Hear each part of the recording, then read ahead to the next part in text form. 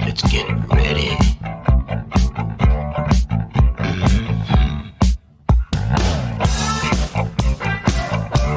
Alright, it's Gino's spot. Sit down now. Get yourself a drink. Sit down, relax. Let your stresses fade away. It's time for Gino's spot. We're nearly ready for you. We're just fiddling around behind the stage. We're just fiddling backstage with the buttons. Don't just step into the circle, you feel shy. You feel all the fuss. Why? When everybody's looking, don't you sigh? 'Cause you've mystified us. Relax, sit down. Coming out of PE town. One drink, find a shot. Never mind your liver, get to Gino's spot. Gino's spot. Get to Gino's spot. Gino's spot. Have a laugh, have a giggle, and exercise your middle. Have a Gino shot. Gino's shot. Get to Gino's spot. Gino's spot. Get to Gino's spot. Gino's spot. Have a laugh, have a giggle, and exercise your middle. Get to Gino's spot. Gino's spot.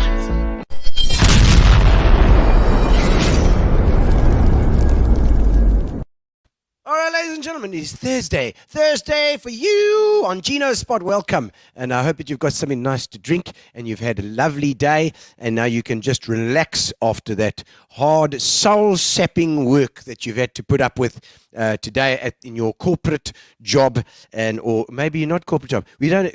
So many people watch the show. It's been insane, and it's been so much fun over the last 2 years now, 2.5 years now, and it's growing. We've got all sorts of exciting things coming up. We had the coffee break the last show on Tuesday with Sandy Coffee and her friends Liz and Paul and Bella. They were on. If you haven't seen that, pop onto YouTube. Make sure that you subscribe to YouTube and check out Gino's Spot, because it is it's the heart and soul of the Eastern Cape these days online. And if you want to know what's happening and what the people are doing in the Eastern Cape, this is the place to check it out. Especially PE, obviously, because PE is our hometown. And Wendy Thompson, hello, good evening to you. Lovely to have you online tonight too. Camilla Ellis, lovely to have you. Do it very colourful tonight. Do you like that? It's like something threw up on me. One of those, what is it, the horse with the thing, a unicorn.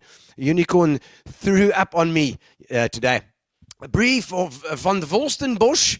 Hello, awesome, thank you. I don't know Bree, but I'm sure he must be a friend of Duncan, because Duncan Brown is on tonight. Ladies and gentlemen, we are going to be chatting to Duncan Brown, so don't miss out. Be ready and get yourself top yourself up with a glass of gin and tonic, maybe a Fitch and Leeds. We have, of course, our sponsors, Spar and Fitch and Leeds, and as well as our Mobia, our internet as well. Thank you so much to the guys there too, always working hard. Fat Cats also gives us some food now and again.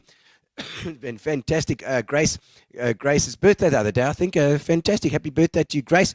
And morning, and everyone in PA. Oh, lovely to have you on, Ronald Minor. Lovely to have you all the way from New Zealand. And Marinda Ferreira, lovely too. New Zealand, Ronald, they say is and six. That's how you know the difference between the New Zealand accent and the Australian accent. Is that New Zealand, they say is and six, and you hit a six. And in Australia, they say six and fish. And it's the E sound. There's a Derek Nesbitt. How's it, Derek? Lovely to have you on as well. Of course, Derek had been on the show as well. To Duncan Solidarity Brown, indeed. We are going to have a good time tonight. Barbara Mann is online as well. Fan, I hope you're feeling better. I am feeling better. It looks like it's bronchitis. It ain't COVID. It's bronchitis. But it's getting better. I've got the antibiotics and the gutters, and I seem to be I'm feeling a lot better. I'm feeling rather chirpy. I feel like my suit a bit. And I've got the new background. You have to see in my radios. I don't know if anybody's noticed my radios. These are called Weltrons, right? This is I know lots of people who ask me about these radios. Okay, they haven't, but I'm just going to tell you anyway because I love it. This is a Weltron, okay, 1970s, 60s, 70s vibe, and you can check with the sort of Bauhaus kind of look about it. These were actually used. Oh, can you use this one? These were actually used in the Austin Powers movie, Austin Danger Powers, and you can see why. It's got it's a tape thing, you check, and it's got little knobs, so I like that to turn up the volume, because I love my radios. So we got that in line. I say Duncan Brown has also got a nice little setup behind him tonight as well for our show. It's going to be great fun. Let me sing you into the song, sing you into the show. Send me a comment, please. Tell me where you're watching from and what you're drinking. And if you've got any questions for Duncan, stick them in the comments as well. We can't wait. He's got a live studio audience at his place all the way in Plettenberg Bay. Oi! Ollie! Away! Some photo of Rolling Stones for you, eh? Maybe if it's a Keith Clark for his punters. I was born in a crossfire hurricane. Woo. And Wendy Thompson is drinking cane. Woo. And it's Sean Keegan says hello, bud. Oh yeah, Hardo Bisping says hi from Germany. Hey, Hacho. Very colorful tonight. And Tristan, let's go, Duncan. And Ronald, he says, I'm Melinda Ferreira. But it's all Lawrence Kaplan. Nice to see you. Hope you enjoying the wet and cold in Joburg. But it's all right. Here the weather's fine. It's been very nice and sunny today. My panels are working. Woo! Gavin all the way from 14th Avenue. That's right. And then Nosner, Drunken Brown in the house. I bet you drunken too. Gavin Loon, lovely to have you online as well, buddy. I've just so many memories of Gavin playing rugby and whatever in his back garden in 14th Avenue, Wilma, with the crew in that area. What was it? It was Dormy Place and 14th Avenue. Good jolls that time. Right, ladies and gentlemen, just not to forget, if you are in the St. Francis area this weekend, I have a show on Sunday. Sundays, it's a public holiday on a Monday, so we've got my second live show since lockdown, which is fantastic because I just can't wait. I'm putting in some of my new characters as well. It's going to be great fun. It's called Fabricated. Check it out at the breweries, the St. Francis Brewery. We've got a little advert for you. Let me just play it. St. Francis. Hello. I'm going to be visiting St. Francis again. It's my second hometown, and I'll be there on the 20th at the brewery on the 20th of this month, March. It is in fact a public holiday. It's a public holiday on the Sunday, the 20th. So you've got Sunday where you can come and have a beach blonde at the St. Francis Brewery, and I will be doing my show there with my new characters, and I'll be doing my drums. I am just having a look at my drums at the moment, tuning them nicely so that I can bring them up for you guys. It's going to be a lovely, intimate venue. I can't wait because it's one of the first live shows we're doing. We're coming back into the live realm again. I know a lot of you have asked me, when are you doing a show? When are you doing a show there in St. Francis? Well, it's on the 20th, Sunday, and it's going to be great fun. We're going to pack it out. It's going to be awesome. I'm going to see real people with real laughter and real claps and booze, and you can throw real tomatoes if you want to. Brought to you by Fitch and Leeds, Gino Fabri's Fabricated, St. Francis Brewery, and that is on the Sunday, the 20th of March. Next day is a public holiday. Good one for a beer. See you there.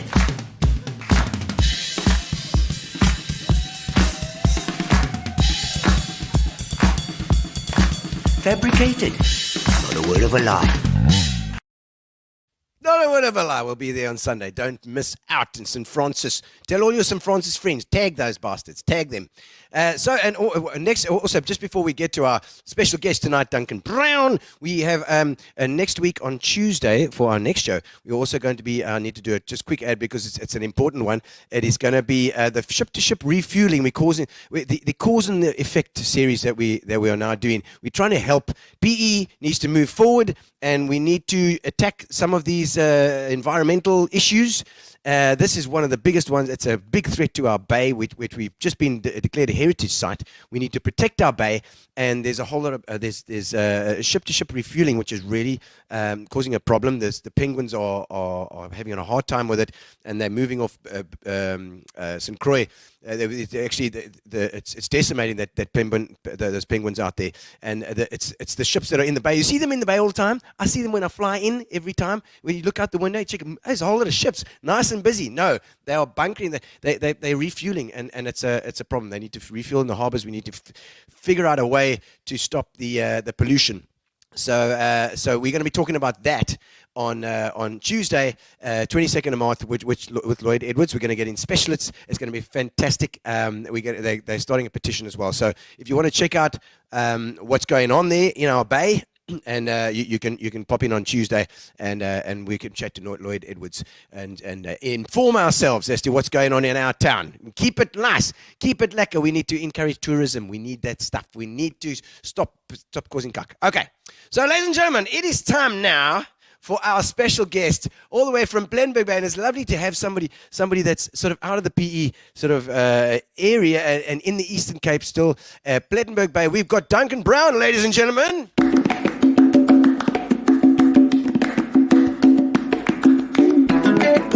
Welcome to the show. Now is your time to shine. We're gonna have a lekker chat tonight. Another good time.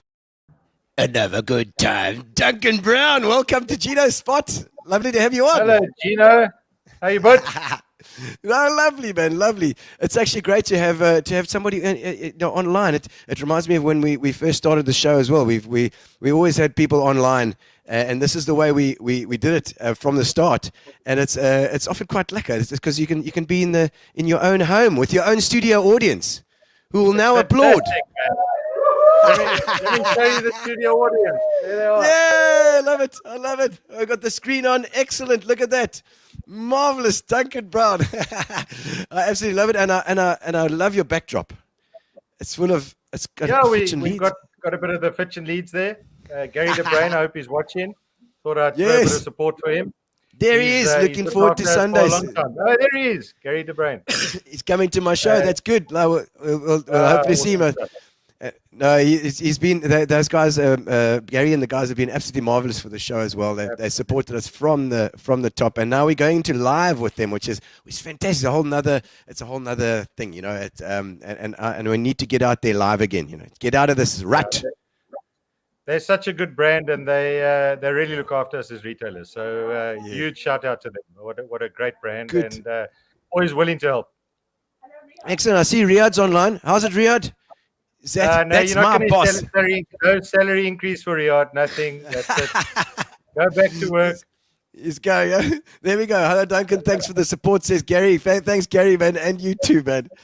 And I see we've got Santa Zeiss is saying also Martin Taverner has come on as well. We'll have to get Martin Taverner on too.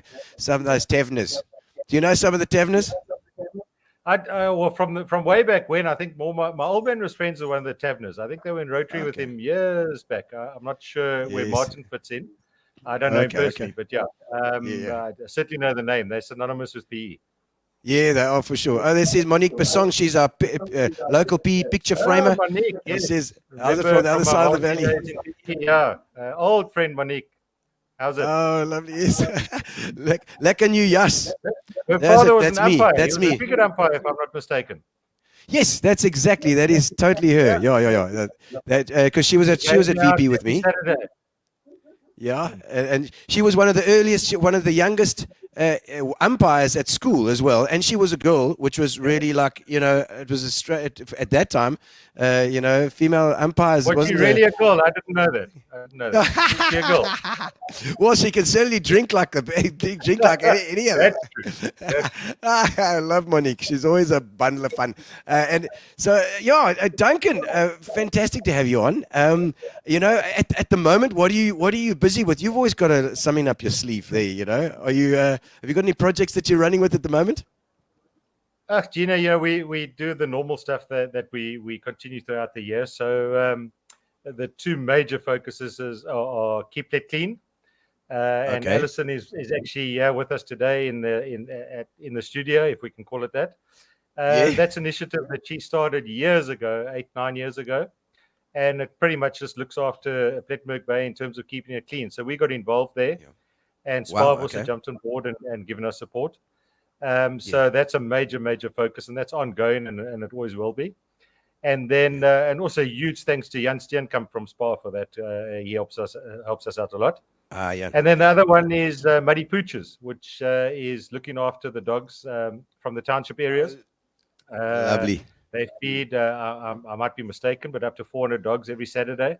Woo. And they've moved to feeding the kids, and it's more the educational process as well. So the children have to bring report cards and prove that they are performing at school and doing their bit. And in return for that, they get food for the dogs that they can at least look after them at home. And it's turned into a massive initiative. So those are the two major focuses that we have throughout the year.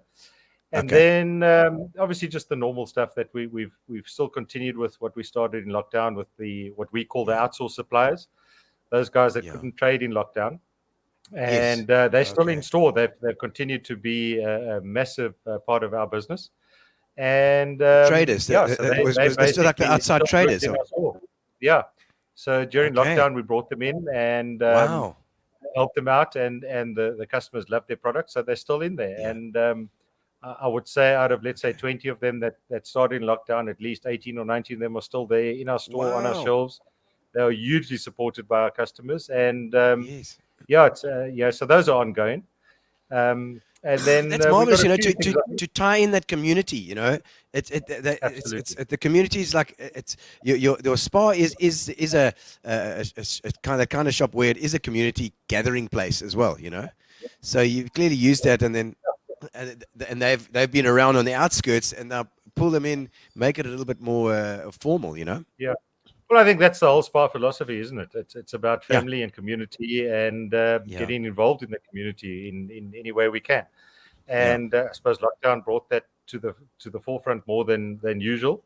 Hello, Roxanne. Another one looking for an increase. What does she do there? Roxanne looks after all of our departments, all the fresh foods. In fact, she's in charge of the outsourced guys as well. So joined us about 2 years ago, and a great asset to our business. But just getting back to that, I think that whole brand of Spar, and this isn't a punt for Spar, is all about community and family. And it is. We were very blessed in the whole lockdown to be able to trade, and most of these guys couldn't trade. So I think all the Spars in the country stepped up, and not only Spar, other retailers as well. What is nice to see is how they were supported by the community and continue to do so. And they're only supported because they've got good product. So it's been a wonderful initiative, and one that we're going to continue forever. It's lovely, and it's kudos to you. It's kudos to you for actually doing that, because it's like there's always a thing of like competition. I mean, if you're selling stuff that you can be selling in the shop as well, but you clearly spread the joy, spread the load, which is fantastic.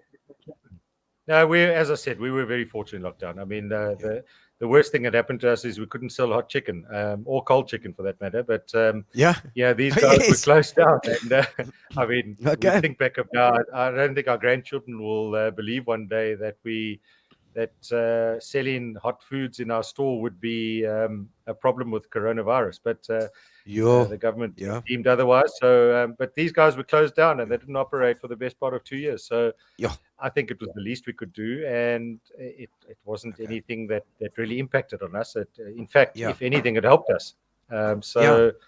Very glad we did it, and now that we moved past that, they're still trading normally, but they're still in our stores. and we're all benefiting. The customer, us, and the guys that are supplying. Yeah, I see Innocent saying that's amazing. Thank you, Innocent. Hey, Innocent, our barista.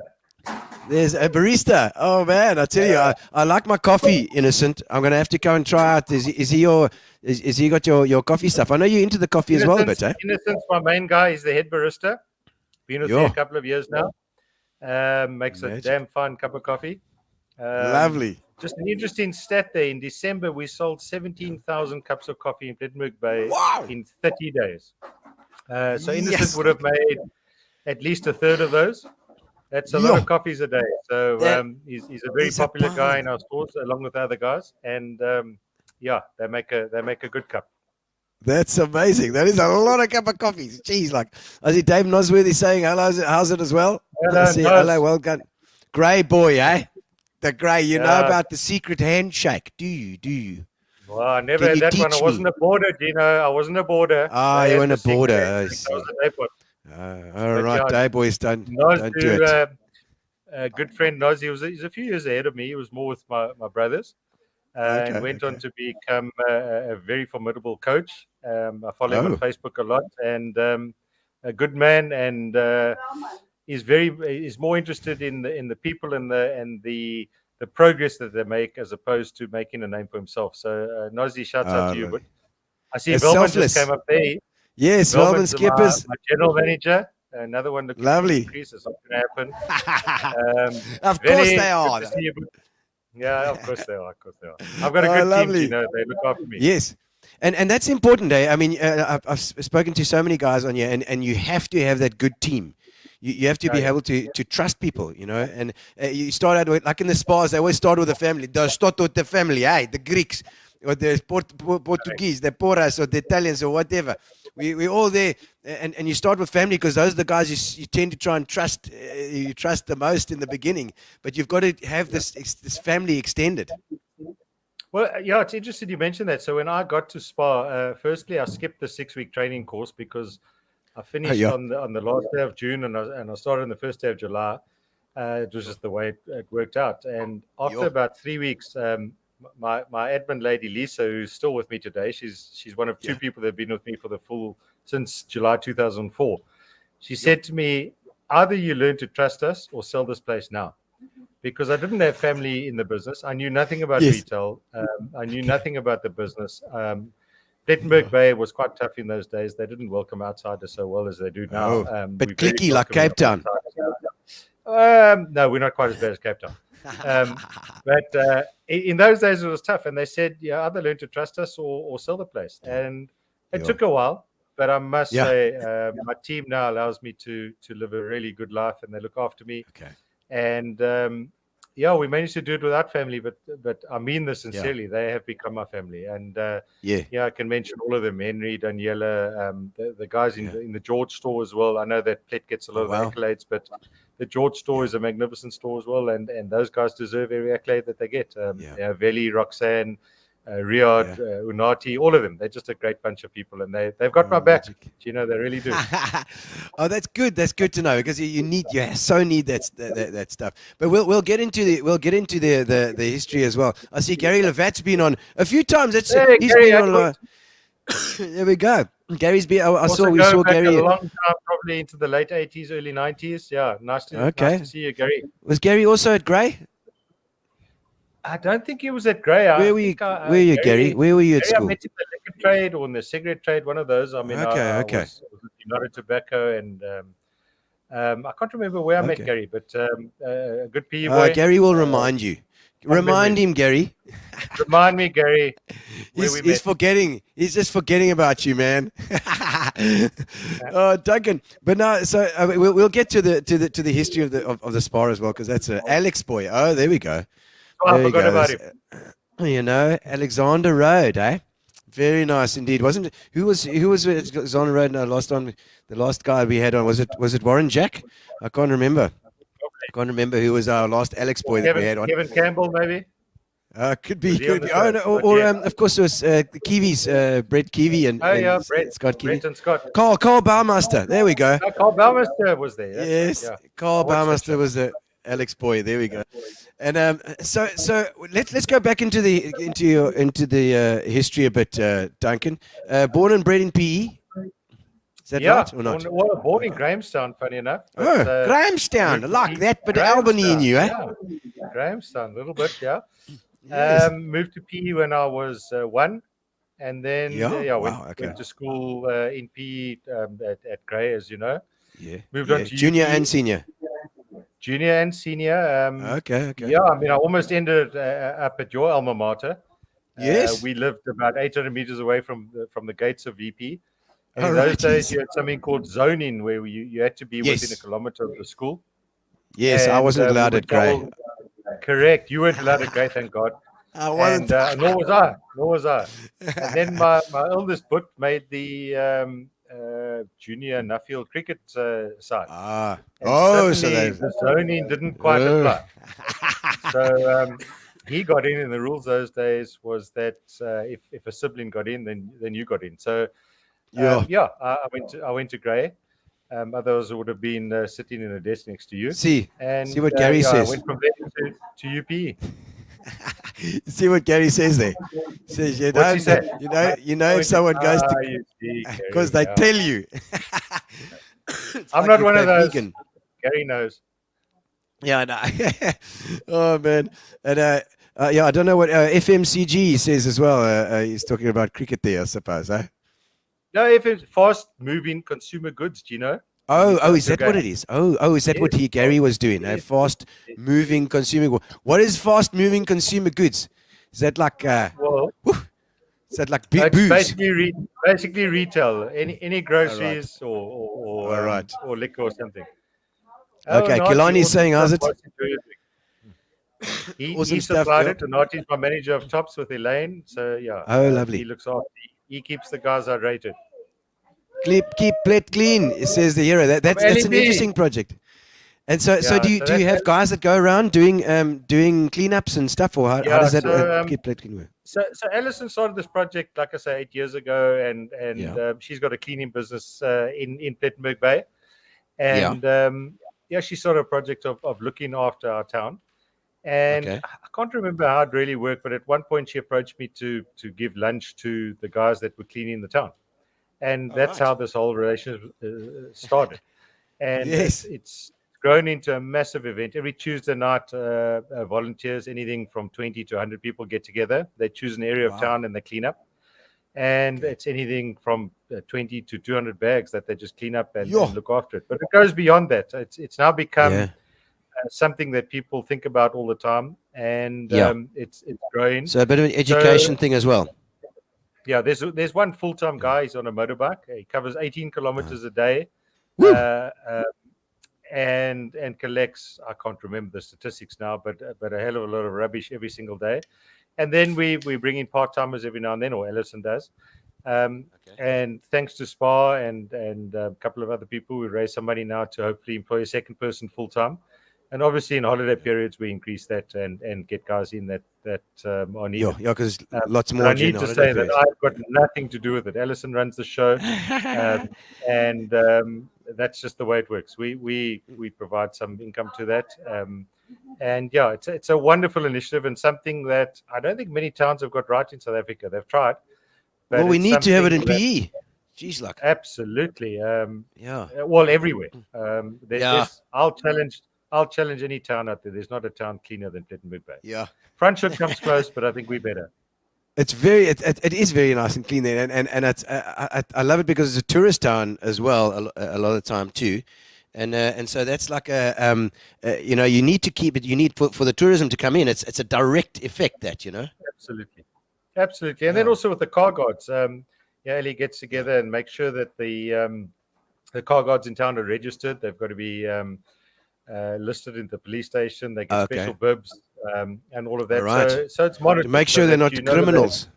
Correct. And if they're wearing the correct bib, then you can tip them. If they're not, then maybe they must get one.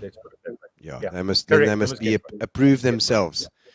You can't just be a car guard. Correct. It's true. So it's a wonderful initiative, and really I can't take credit for it. She and her team have to really take credit for all of that. Okay. I see Gary Levet says he's a rep to retail. He says that's what he did. And I see C8 is on here. I don't know who C8 is, but they say It's my daughter. That's my really? oldest daughter in Cape Town. Her name is Caitlin. So her little Oh, logo there, Kate. she's a I graphic see. designer, I'm not. Kate, yeah. I'm not freaking millennial. Started You a job check. I in didn't. January in Cape Town and loving it, and we're so proud of her. Oh, lovely. So have you got you got? Wait. We're still in the history here. We haven't got. We're still a schoolboy at the moment. You haven't been involved in anything nefarious yet. So you've got no children yet, as far as we know. So as we'll go, we'll get to your kids. So school wise, did you enjoy school? Were you academic? Were you arty? Were you sporty? What was your thing? I wish my mum was sitting here now because she'd probably answer that. So I was the youngest of three boys, by which time my parents were quite full. So I was pretty independent, but I was certainly not an academic. I loved my sport. Growing up with two older brothers who also played sport, obviously I got bullied and in competition. The garden and correct. Competition with the brothers. Luckily, from about the age of 8, I started to beat them in every sport, so that was fine. Oh, no, joking. So, I mean, academically, I coped, but I wasn't diligent. That's for sure. I did what I had to do. I knew the system, and really, my time was just spent on sport. And from an early age, I enjoyed that. Yeah, that's. Really and your folks. I mean, what were your folks doing at that time? My dad was with United Tobacco he started as a rep. That's why I was born in Grahamstown. He was a rep in Grahamstown for many years. Okay. And moved through the ranks and eventually became the regional manager. And I think he held that position for about 20 or 30 years. Wow. And was quite instrumental in the development of night cricket in South Africa. The Benson Hedges night series. Benson Hedges, of course. Yeah. So I mean, that was fantastic for me as probably a 8 or 9-year-old. Benson Hedges, there we go. There's Carl's online. So how's it, Carl? Man, that boy could hit a cricket ball. Any sport, cricket, golf, squash. Anything. Yeah. EP, good everything. Man. That's Carl. What a good man. And Springbok. Every single thing. Nice to see you, Carl. Good guy, yeah. And saying he's giving you kudos. Me, but I got to play a lot of cricket against him in the leagues in PE. Yes. And one of the funniest people you'll ever wish to meet. He can tell a story, that boy. Yeah, no. We had him telling a few while he was on. Oh yeah, he was on a few weeks ago. Yes, and your name has come up in the club cricket scene as well. So obviously, were you playing club stuff at school?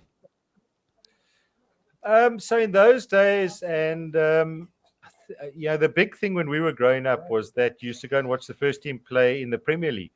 And so we were juniors and we'd walk across, and I remember watching guys like Kellers, Dave Callahan, Flam Michel. Yes. My older boot was around there, Peter Barclay, all those guys. And we used to watch these guys play cricket against the men in the Premier League. And it was a huge dream to be able to do that. And in my standard 9 years, so I would have been 15, 16, we did that. We played in the Premier League. And it was a huge honor. And we held our own. And unfortunately, in my matric year, whoever made a decision to withdraw us from that league. So I missed out on that second year of that. And I mean, I must say I regretted that because it was so fantastic and the tradition of the Grey Boys to be able to, we had a fantastic field there. And I thought we competed very well. So, it was a bit of a disappointment that in my final year in matric, we didn't get to compete in the Premier League. But it probably allowed you to pass your matric, you bastard. No, that wasn't really why we were at school, Gino. You know that. Exactly. Joe Crevier, good mate of mine from the golf club. Hello, Joe. What a good man. Lovely. Love him to bits. Big supporter at my shops and just a really, really good guy. I really love him. Barbara Manners on there saying the Plet's running like a well-oiled machine, Spar. Thank you. Thanks, Bob's. Okay. Bob's a mayor, one of the mayors of PE here. Barbara. So involved also, her late husband was involved in the soccer as well, and she's kept the flag flying. She's an absolute legend, a force of nature. And so I mean, that time, was it only cricket? Was it rugby? Was there any ball sport? I mean, were you a sportsman? I was in my junior years. I was a front ranker. And then moved on to I had a bit of a growth spurt in high school, and I became a lock. So yeah, I played for the first team. Okay. I played a little bit. I mean, I was never a great rugby player, but I enjoyed my time. Yeah. I think my claim to fame was that we once I scored a try. I had a headband that had slipped over my eyes, and I couldn't see where I was going. And I had an intercept, and had a big swallow dive and scored under the poles. I think it's the only try I ever scored in my life. And then we were quite an interesting fact. Grey Bloom played against us at Grey PE, 1988. Yes. And they had a powerhouse side. I mean, I can think of Peter Miller and Nakadrotsky, Heinrich Fulz, one or two others, and they were powerhouse like they always are. And at halftime, we turned 9-3 up. And I think we got to the huddle at halftime, and we couldn't believe that we were 9-3 up, which I suppose psychologists and all of that went around in those days. And we lost the game 14-9, but it was actually a bit of a lesson to be learned there. That I think it was just psychological. We didn't believe that we could beat these guys, and I think it was just one of those things I remember. So I played a bit of rugby. I was a tennis player. In my youth, my mom was a professional tennis coach for probably 20 or 30 years. That's probably how a lot of people remember. What is your mom's name? Lorna Brown. Yeah, Lorna Brown. So, she was a good tennis player in her day, and moved into coaching, and coached many of the young juniors. In those days, there was a good system around in terms of the junior leagues.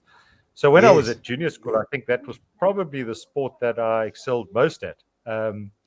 And we used to travel around the country and play in tournaments, Grafenet, Craddock, East London. P District, eh? P District, and we used to play in the leagues and all that, and it was very well run and well structured. So that was probably my main sport as a youngster, although obviously I played the others. And then so I played rugby and cricket and tennis. And obviously when we got to high school, you couldn't play all of them together. Well, the tennis is something that also you can play later on. Do you still play a bit of tennis or not? No. You need to be thin to play tennis. I couldn't run across the tennis court at the moment. But it's mind you. And boom, Boris. Boris Becker had gained a couple of punts when he was playing, I think. He did gain a couple. But I think that was too much time spent in the broom cupboard. Yeah, no. And also, what's his name? Johan Kwik, eh? He wasn't. He was a powerhouse. I remember watching him at Wimbledon. He always used to cause an upset. Him and Kevin Curran used to cause an upset every year in Wimbledon. Kevin Curran was as thin as a rake. He was, and I remember a statistic that one year he had 17 aces at Wimbledon. I mean, now they have 17 aces in a set. But I remember young Kwik, Kevin Curran, those guys. So it was. My cousin was Denise Marsdorp, and then they had Christo van Rensburg. Christo van Rensburg, Yes, but those are very big family names. So the Marsdorps and Christo. I mean, our family know them very, very well. And in fact, my older put used to play a lot against them. He was their era. Christo's from Uitenhage, if I recall. Yes. And they were from Mill Park. It was Denise and Antoine, and of course, and Guy. Correct, And Lucille, of course. Lucille was the sister that played there too. So all good tennis players. Because Uncle Peter, Peter Marsdorp was GP, and it was Auntie Jean, who's my mother-in-law's sister, and so it was Jean and Val. Queenstown bunch, eh? Queenstown, and Grahamstown actually. If I think about it, but that tennis was also very big, and like you said, it was well run. That whole system was well run, and the club scene. I mean, your name has come up with the cricket, obviously with the Warmer Country Club. Was it or I don't know where you played? I never played at Warmer. UP. Okay. I left school and I went to play at UP. So Callis is online. There we go. Hey, Kellis. Dave. Why does it say Kellis and Andrew Burrows? He's tagging Andrew Burrows for you. So Andrew's saying, Andrew, come online. Come online, Andrew. We're waiting for you. Used to wear glasses and run in and fire the ball in. I remember him.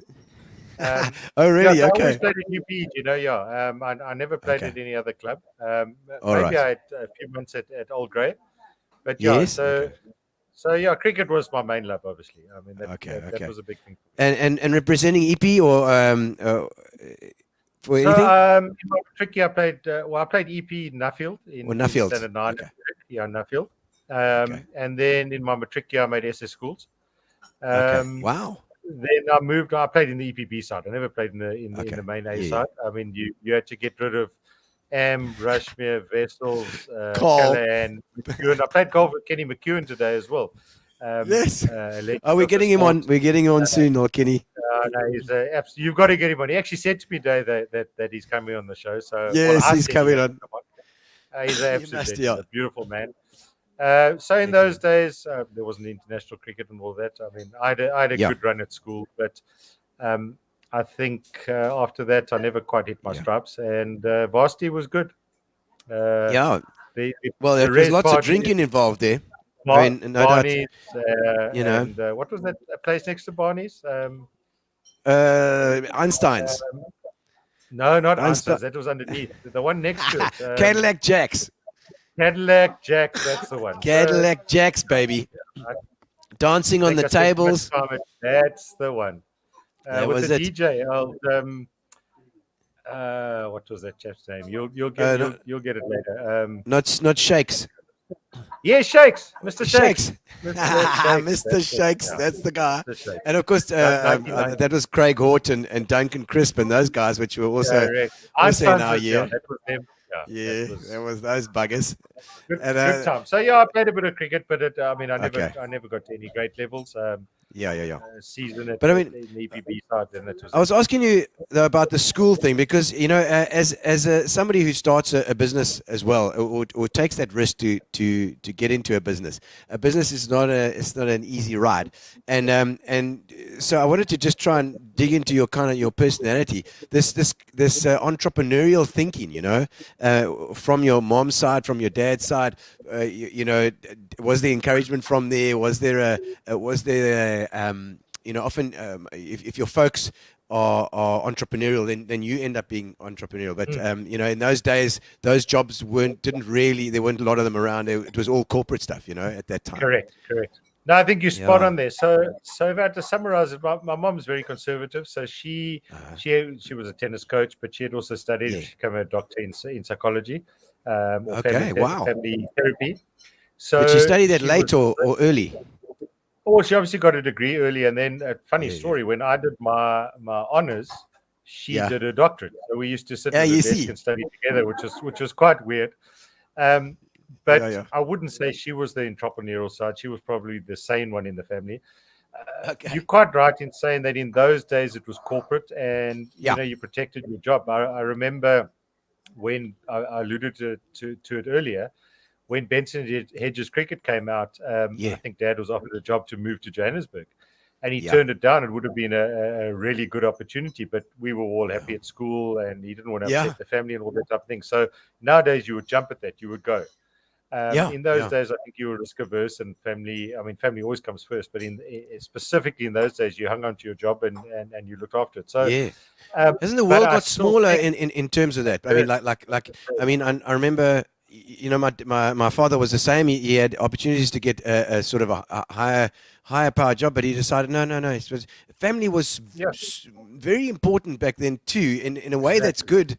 It's not maybe good for yourself, but it's certainly good for the family. He had such a close-knit community in those days as well, and people were scared. The world was a lot bigger then as well. So it wasn't 20 flights to Joburg a day, and you could commute, and like we live in online and doing the show now. Online. So I think my dad in this era, if he was my age now, I think he would have been entrepreneurial. He would have done. But in those days, it just wasn't really something that you looked at. So I'd like to think I got a little bit of that from him. But I suppose also being in the right place, right time. But I mean, we're the young. Well, I say youngsters. We're 50 odd now. Are more risk averse, and the corporate thing is starting to slowly fall by the wayside. I mean, it's necessary, but if you really want to move forward, particularly in a country like South Africa or in Africa, you need to be able to take those risks and take those chances. I mean, look what you did in lockdown and with this show and how it's developed and all of that type of thing. I mean, you could have sat back and said, "Oh, woe is me." But you said, well, I've got to do something, and Stuff good that. for you. Stuff that. Let Stuff me find that. something to do. So Exactly. No, to it's answer crazy. your question, I think I think if Dad was here, he would say, I think he would have done things a bit differently. I think he would Yeah. have. Yeah. And I would have liked did- it. Yeah, Yeah. It's true, and you also look back, and the listeners and the viewers can also, if you look back to how your folks were at that time, the mothers gave everything. Your mom generally gave up their career aspirations because they were looking after the kids. The three of you, eh? So The I three of mean, us, three boys. that's a handful, eh? And Of so. course it's a handful. Well, not they me. did My other everything. two brothers were a handful. I was always good. Yeah, I know. Like Gavin Loon's online. Like when I was growing up, Oh my Gavin was there, Oh my goodness. and And I played golf with Gavin today, and I need to announce online in front. How many Yes. listeners are there?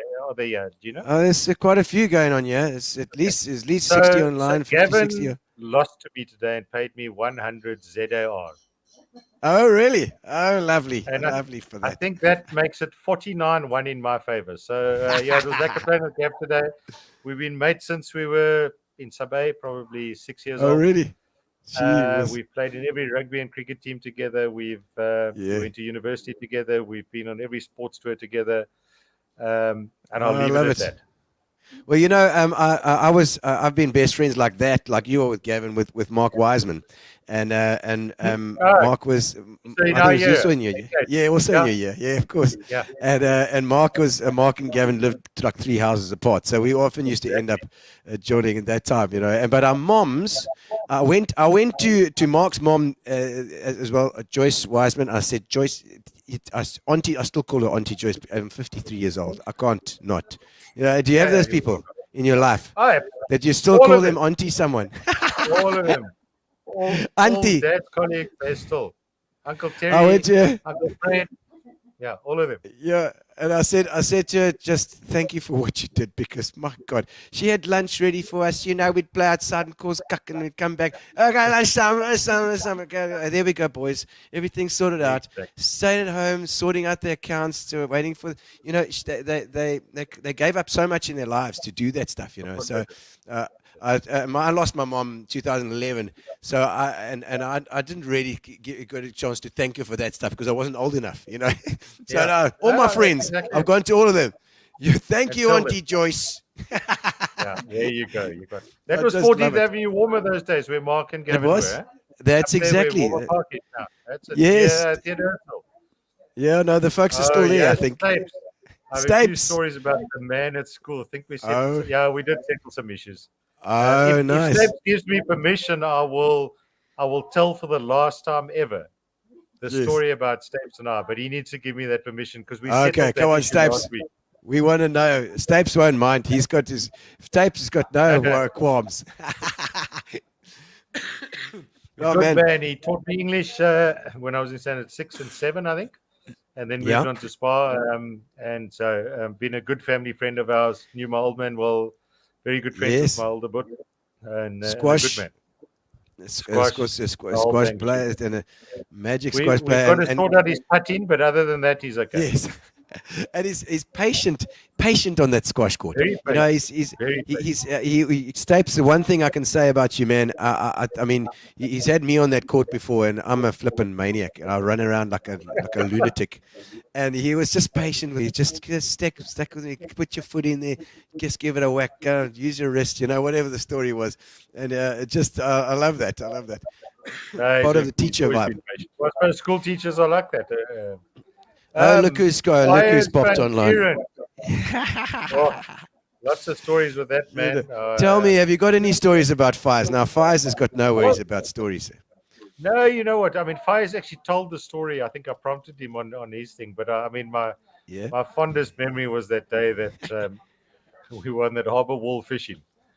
And and I'm going to repeat it, but when we saw the cops coming, the place was called the Blue Light because the light shone on the water and it made this sort of blue reflector.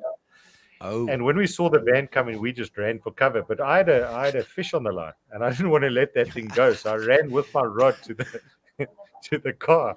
And that when that guy came there and he said, "You weren't supposed to was here," I will never ever forget that with Fires. You weren't And they put supposed me in to the back was of the you. van. I was 14 years old, and Fires Yes, paid a like- 50 rand admission of guilt, and they released me. My folks Yes, thought I was like- studying extra maths, but yeah, I was fishing. He on the bailed harbor. you out of jail. He bailed me. Well, I mean, they had me in the back of the van. Unbelievable, Duncan. never That, you know, forget that. we've had a couple of 14 guests years that have been to jail. 14 is probably a world record, though, for us, I think, Gary, for having our first guest, youngest to be in jail. There's your prize, your naughty badge. There we go. Yeah. But I must say, Fires was a huge role model to me. I mean, he embraced me as a youngster and bowled at me in the nets and fed balls through. Oh, there's Gavi about the eyebrow. Okay, I'll come back to that. Right. And yeah, he used to take me to the St. George's B field and bowl to me and feed balls into the nets. And he just it was a huge inspiration to me. And Dot, his wife, an absolute legend. I loved her to bits. Man. And yeah, I She used must to have go. patience, I mean, the patience of Job, Dot. absolutely. Yeah, I feel for it. And yeah, I used to go on a 14, 15 years old, and we'd Wow. go to Pfizer's place on a Friday evening and watch cricket videos. He used to have the biggest collection of VHS videos. I remember watching Botham's Ashes and Garfield Sobers hitting 6 sixes and over, Jim Laker taking 19 wickets. I mean, this was footage that we never had. There wasn't DSTV, there wasn't anything. And Fires is a collector, as you know. With Yes, these well, things. a hoarder I would be used to go there. my word. Yeah, and he's hoarder. I got you. But he was still playing in the Eastern Province side at that time. I mean, I was a 14-year-old, so I obviously looked up to him and respected him. And I had fun times. And then we played some cricket, and then he made me run lots of kilometers, and just a wonderful time of my life with him and Dot. And yes, he did catch me and Ryan Graham smoking in the bushes outside his house one day. Yeah, that was one of those things. There we go. Didn't want him to be a walking bonus point. Oh, there we go. There we go. I'm not sure if you ever got me out, guys. Did you? I don't know. We'll have to ask him. He can comment. He can comment. I'm sure. Okay, now, okay, there we go. We're not going to forget about this. I don't think we're going to let that go. This was quite an interesting one, Gino. Yeah, he's not letting that go. Or is that Gavin sending it past, or did Gary put that up again?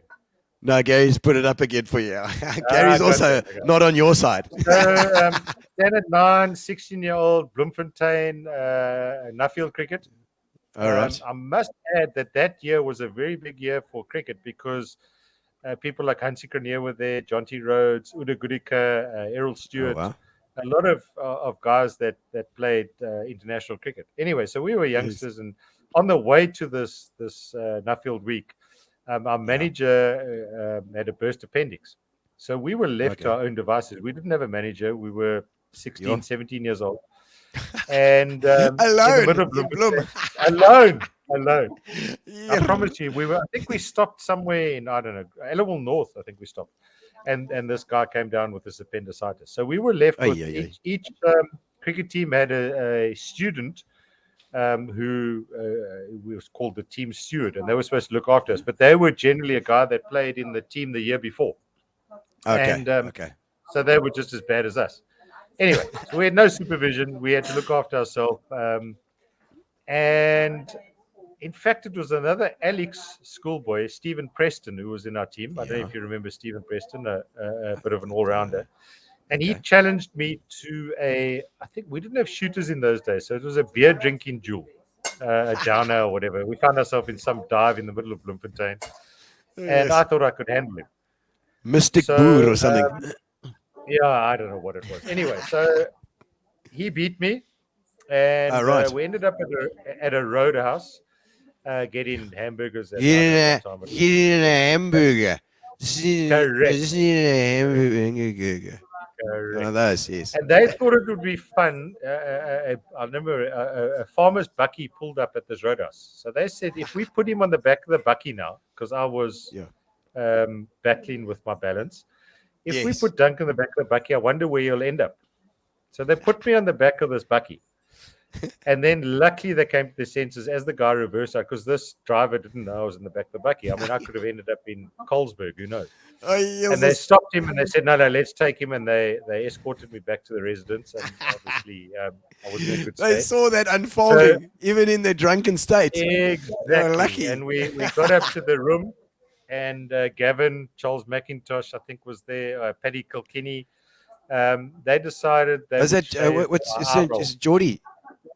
Geordie, I'm not sure if Geordie was there, but I think it was 87. Yeah. Peter Stradham, Wayne Wiblin. So if they're online, they will remember the story. So they shaved one of my eyebrows off.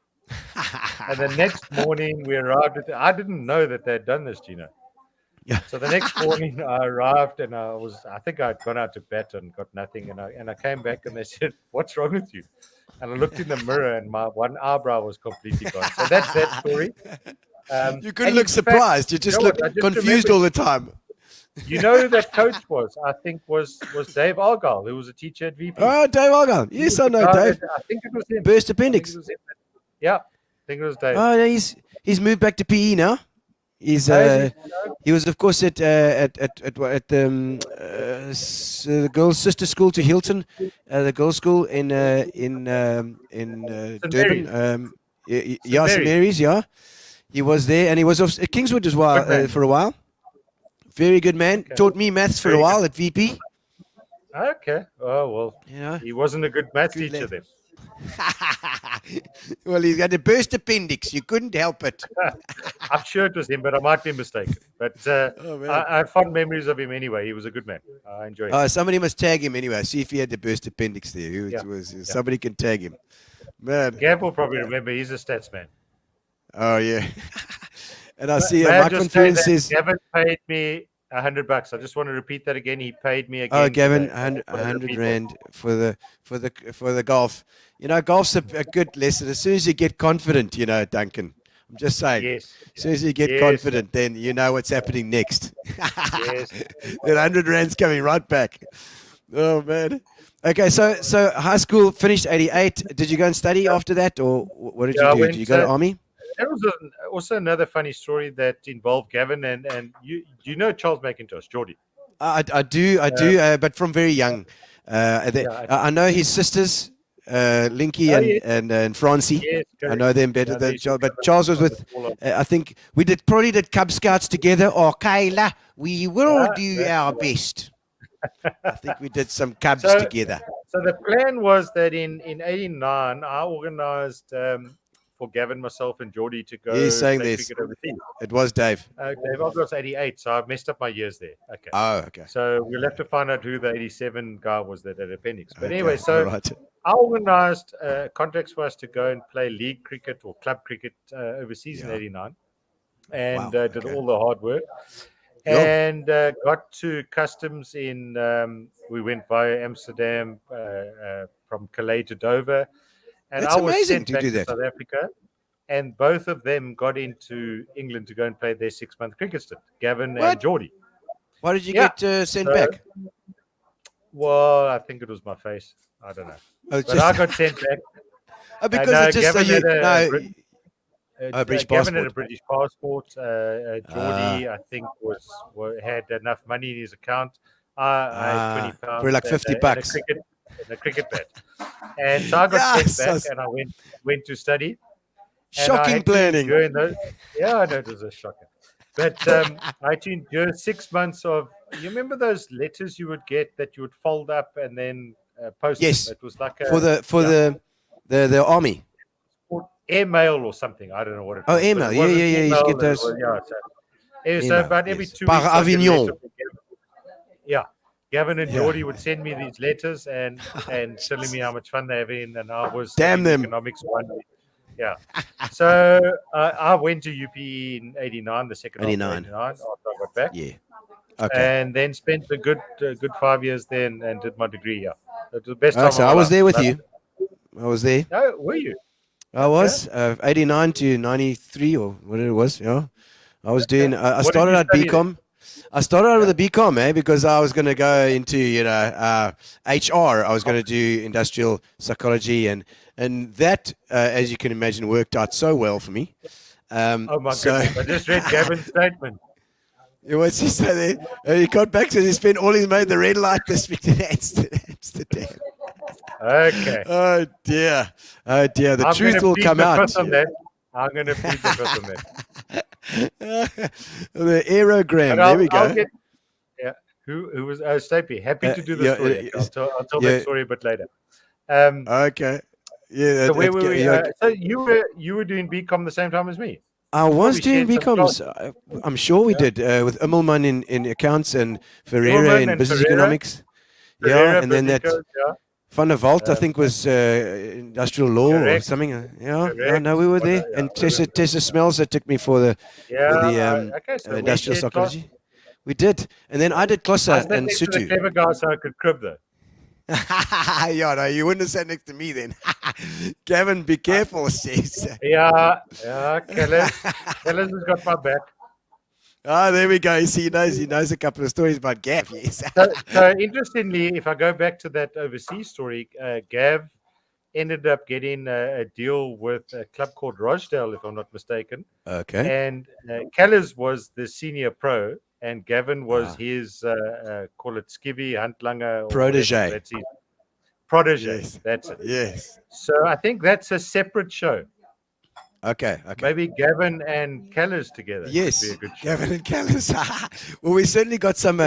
Gary's got a thing called the Friends with Benefits, which we're going to be bringing on as a specific kind of show where we get cricket guys together. We get stories from his cricket friends. So I think we got. I think that could be one.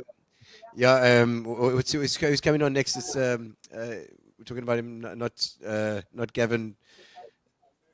No, Barry Hilton. We're gonna do that with the comedy, but for the cricket. We're gonna do a cricket one as well with Fires or one of the guys as well. We're gonna get together with all the cricket acts, so that'll be fun. We can bring on a Gav. There we go. Alan Staples says clearly never attended lectures. Says us. No, I think I was gigging a lot as well. And so did you finish that degree? I just thought of a story at university. So. Yes. Gavin and I also, I told you we've got a long history, but yes. So we ended up being hostel masters at grade junior. Okay, at the age of about 21, and we. All right, so responsible guys now, at university. Gavin, correct. And Gavin was doing quite a difficult degree. He did BCom law, so he had 2 degrees in one, and I was just doing BCom. Okay. And he couldn't handle economics. Yeah, no. In those days, it was multiple guess, if you remember. Yeah, multiple choice. You had to learn those papers. Multiple guess, not multiple choice. Oh, yeah, of course. yeah. And I had a little bit of a thing for economics, so I sort of knew my shit. And the night before, but I must be honest, I felt bad for the BCom law guys because they would do a law subject on Tuesday, and then they'd have to do business economics on the Tuesday afternoon. Anyway, so he said that he's going to skip this one. He's going to do it. So we worked out a bit of a system how to get Gav through that one. And it involved a bit of footwork. Front foot forward is A, back is B, C, and D. And the problem with this story is that I got 60 and he got 65. He cribbed every single question from me. Yeah. And then he got some wrong, which actually were right. Yeah, well, I don't know how that worked, but I don't think they marked the papers in those days. But that was a long time ago. I might say it didn't affect his degree. Yes, good. So I've got two credits for economics, one. My one and Gavin's one. Oh, lovely. I enjoy that. Tell me about the story with Stapes now. What is this, the DT story? The Stapes one was quite weird. So I was in Standard 6, which would have been 1984. And if you cast your mind back, Ali Bacher was bringing in the rebel guys. And yes, was it Mike Gatting? Days, the West Indians were just the ultimate cricket team in the world. And he brought Lawrence Rowe and Collis King and all those guys out to South Africa. Yes, Alvin Kallicharan and Alvin Kallicharan and that whole team. And there was a one-day international at St. George's Park. I think it was a Friday afternoon. And I mean, we never used to get international cricket in those days, as you know. And there was nothing that I wanted to attend more in my life than that game at St. George's Park. There was is it marimba band or West Indian band, steel band playing. My dad was obviously involved in EP cricket and Benson Hedges and all of that, and it was just something that I had to go to. I don't know what I did wrong. Probably didn't do my homework, or I did something wrong. But Stapes punished me and he put me into detention. And his words were, Stapey, forgive me, but you said I could tell the story. He said, "What are you doing on Friday?" I said, "Stapes, sir, I'm going to the cricket." He said, "No, you're not. In my cupboard are 1,000. You remember the old overhead projectors with the acetate or whatever they used to write on? Yes. And you put an overhead projector." He said, "Until you have cleaned every single one of those pages, you're not going to any cricket match." Oh my soul! So. And I promise you, slave labor. There must have been 1,000. And off Stapes went to cricket. In fact, school was closed. They closed school at 12 o'clock, and everybody went to the cricket. And you were there. And I just sat in his classroom, but I said, "Bugger this." After about 15 minutes, I ran upstairs to the science lab. I think Dee Holloley was the science mistress in those days. Oh yeah. And I got a bottle of something. I don't know what it was. Is that Peter's wife? In today's era, it would be banned. And I put these things into a bucket. And I poured the acid or whatever it was over that, and to my horror, it cleaned everything. It probably deleted all of the of the sheets, but it was clean. And I put them on his desk, and I ran to St. George's Park. It was only about 2 Ks, and I was at the game for the first ball bowl. Oh man, so, excellent! I never failed to tell Stapey about that story. I tell him that I only got there at the end of the match, but I actually got there. I never missed a ball. You know, I didn't even miss one ball. Oh, well, Stapes, I'm sure he feels very bad about it now. I'm sure. Oh man! So and now of course Stapes is at Spar as well. So you're working again together. Does he do the same thing with you? Yes. Oh, excellent. Bell means that I need another drink. Another drink, excellent. I like that. You got some serious workers. They've got some workers there that are going to help you. The dancing girls, I believe. The dancing girls are going to be helping you. Oh, that's great. So okay. So varsity finished what 93, 94, somewhere around there. I think that's about 93. Yeah, 93 years. And then I went to work for, funny enough, the day that my father left United Tobacco, I started there. And it wasn't planned. I applied for a job. And my dad had got an early retirement, and they gave me a farewell, and I started as a rep for United Tobacco. So spent a few years with them. And then my brother and I my brother's an optometrist, Lindsay. He's in France right now. And he was some Avignon. Well, I don't understand what you said, but anyway. No, it's those letters that you get. Did you say Specsavers? Yeah. So he was a partner in a Specsaver store in PE. And he said there's a store for sale in Cape Town. Are you interested? So, I got involved in I ran a From tobacco to glasses. I can see how that works, you know. Well, I'm not quite sure. I got into it, but it was something I needed to do, and we did it, and it was a big risk. And it turned out. And then so risk, okay. You're okay with it. You're okay with a bit of risk then? Yeah, I think I am. In those days, there weren't kids though, so that changes things a bit. Oh, there we go. Ask Gavin Loon about the chips. I promised Gavin I wasn't going down that route. Maybe at the end of the show, Gino. All right.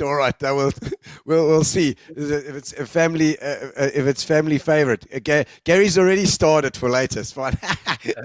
Warmer gardens under the table. There we go. Warmer Gardens is a lovely. I mean, I don't know what's happening at the moment. I think it's on. It was on auction. I think it was Damlin College now. Then, it was. But now I think it's standing empty at the moment. Warmer Gardens under the table was. It was a cold winter evening. Fires was playing soccer at I think Hume Park, and Dot and I were in the car drinking sherry. I was about 15 at the time, standing at 8. And after the game, everybody said we're going to Warmer Gardens for a drink. I said I can't go there. That's where my teachers hang out. So Yes. Stacey, Mark Edge. In those days, there were a couple of them. I can't remember all the teachers. Probably Dickie Ogilvie and Tom. In fact, Neil Thompson was definitely one of them. Tomo would have been there, probably be playing there. Tomo was there. So they said, "No, don't worry, we'll look after you." Yeah, at Ilsed and St James, yeah. And we walked in, and it wasn't 5 minutes later. Probably 6 teachers arrived, and I'd been into the Sherry with Dot in the car. I remember a little silver Reynolds. And one of those Renault 5s. Yeah, correct. And they all formed a circle around me, and they put me under the table. And I thought, well, this is nice of them. I mean, I thought they were nice people. They were protecting me, but they fucking left me there. Sorry about that. They left me there and went to the bar and had a drink, and I lay under the table for the rest of the evening. So that was that story. No. You're checking those. Tomo, there's Mr. Ogilvie. What's that? Correct. Oh, I love it. Mark Edge was definitely there. I remember that as well. So yeah, they probably saw you, but they just ignored you for a while, hoping that you would sneak out. I don't think so. No, in those days, Gino, that was immediate rough, expulsion. Yeah. Oh my word, geez, no. So you ran the gauntlet a bit, eh? I mean, you've been in jail at 14. There we go. I'm surprised you're still alive. Bailed out is the difference. I wasn't quite in the cell. I was bailed out. For fishing. Well, I mean, you got to be in the cell to be bailed out. Well, that was Pfizer's problem. That was him. Oh, you forgot Pizza Palace. Did you work at Pizza? I played at Pizza Palace plenty. Dave Gardner, my first job ever. Gavin and I again. We were going on our overseas trip so we finished school in December and we were leaving in February. So we went knocking on doors, and Dave Gardner gave us a job. Gavin and I used to make pizzas. Oh, I feel sorry for those customers. It was terrible. I got a story about a pizza because at Pizza Palace, if the guys remember, I was just saying, I mean, it was Wednesday yesterday. We were out in Stanley Street, and I was just saying to my wife, hell, man, I remember Wednesdays, Pizza Palace. It was a line going down the road past Lychee Gardens, Absolutely. And that was a Wednesday, and I remember eating the pizza, and there's so much oil on that cheese that it fell on my jeans. You only got oil on them. When Gavin and I were making those things, we could have got all sorts of other stuff on cockroaches. Yeah, no, I don't know. But we used to have a good party. We had the keys to the storeroom. Dave Gardner, I hope you're not watching. Oh, man. We had the keys to the storeroom, and we used to tuck into courts, and we had good fun. Of course. And now you expect only the best from your staff. Exactly. I guess Andy Blue there who's my mate also here in Plet. Two lunch. Golf with him so they call me Two Lunch Brown. I've got no idea why. Because you eat 2 lunches. They claim that I have 2 lunches every time we have halfway house, but I think they're talking shit. You must have done it once for them to remember that, and they'll never let you forget it. They won't. Good mate of mine, Annie Blue, and a massive supporter of my shop. Oh, magic. I love it. You need that. These networks are often the thing in business as well. We always say that the network is important. Getting to know the people in the community, getting to know everybody, and those guys will then come and support you. You need that large network. Yeah. And I think more so in small towns, So in a place like Plet, yes, it is tiny. I think we're probably 50,000 residents or 60,000. I'm not quite sure now, but it is tiny, and everybody knows everything. And the community spirit over the last, I'd say, 8 to 10 years has been incredible. In Plet, I don't think in Plet. I don't think many towns are like that. P in Cape Town and Durban, Joburg, they're obviously just too big. I think you've got to go into your farming communities, your Grafnets and Craddocks, Queenstowns, and all of those to really find that tight community. It's really become tight. And it's just something that is incredible. I think unless you live here, you won't experience it. It's something. And that it's got to be, because these towns have got to become run themselves. The people of the town have got to run it properly. And it's like you see in PE as well. We can't rely on the government. We can't rely on the on politicians. We've got to move forward and do it ourselves. We've got to move it ourselves. Absolutely. And that's exactly what's happened here. And fantastic. I loved it. Something that we are immensely proud of. I really am. Well, if we can make that model work here, that'll be marvelous in a larger way. It could do all sorts, and that's what this show is hopefully going to do as well. Yeah, I think it's possible if you segmentize the areas. So if you took the Spar stores, you've got Warmer, you've got Circular Drive, you've got Sunridge, Pete Barnes, a mate of mine, you've got you've got Spars all over. You just need to segmentize those areas and make those mini communities, and it's doable. That's it. And the minute you create a bit of a hype behind it, the volunteers will come, and that's where it really works. So instead of us looking at it as Port Elizabeth, Cape Town, Durban, put it into your little suburbs, and schools should be involved as well, to be honest. I mean, we've got it's the entire community. So And I think that's the way to do it, as opposed to saying, how the hell are you going to get the whole of Port Elizabeth together to do a keep PE clean? You're not. Keep Warmer clean. Keep Sunridge clean, or keep Summerstrand clean. And local businesses and the residents need to take the initiative of that. But it does need somebody to run that process. Chunks. Because everybody sits back and thinks that somebody else will do it. I mean, so somebody's got to take that initiative. No, we can do it. We've got some plans. We've got some plans afoot for Gino's spot as well, too. Because with being in the community here and interviewing all these people twice a week for the last 2 years, it's a lot of shows. A lot of 250 odd people from various communities and various businesses, various industries. And the connections are amazing. So we are going to do something. And I'm going to throw a bash because, as you know, the 50th, you had your 51st this year. Last year was the 50th.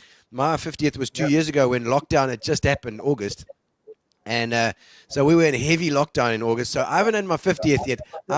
This year, my 52nd, I'm going to do a big one this year. And it's going to be bringing that community together. What date is that, 19th of August. 19th of August. Are you done? Okay, so you're coming. So on the 13th of December, you booked for my golf function this year again. Exactly. So we will have your 50th celebration on that night. Yes, I'm there with you. I'm there. I mean, what a party that was. And you made some people very, very happy that night. It was December in Plet. It was absolutely wonderful. On the rooftop there, overlooking the sea on the one side and the village on the other side. It was most beautiful. Off the bus after Day at St. Francis, that was quite an experience. Indeed. Indeed. The Day at St. Francis was also good. But and now, I mean, the Spars. Tell me how you got into the Spar story as well. How did you go make that transition? Yeah, so I mean, I said to you we were at Specsavers, and you know when your time's up, and my butt and I both decided our time was up. We'd spent 5 or 6 years there, and I was looking for something to do, and there were two options. One was to go to something like Dubai or Saudi Arabia and do whatever. We just needed a change, and our predecessors had moved from Specsavers into Spar, and we had a meeting with them one day, and Dennis Tucker, who was a Spar legend as well, and he said to me, "There's the store available in Plettenberg Bay," and I got in the car and I drove through, and I met with the owner, and we had a chat, and the next thing I knew, 2 months later, I owned a Spar in Plettenberg Bay, not knowing what the heck I was getting into, and my butt took a job overseas, and we've sort of run this parallel timeline over the last 17 or 18 years. Where he's done his thing overseas and I've done my thing here, and it was quite interesting the whole way it's worked out. So it wasn't planned. I sort of identified where I wanted to be. I knew I didn't want to be in corporate. I knew I didn't want to answer to a boss. I knew I was somebody who didn't take easily to being told what to do. So I think I identified that I needed to be on my own and do my own business. But entrepreneurial. There we go. Yes, yeah, I call it entrepreneurial, but Yeah. it was a massive risk. Yeah.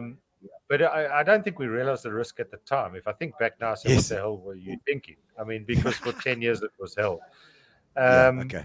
So, I mean, I really fell into it by mistake because we had this meeting with Dennis, and I drove through, met with the owner, and he said, "Yeah, we'll sell it." And I had to find the money, and we Wow. bought it. And it turned out okay, but there were many times where it was not going the right way.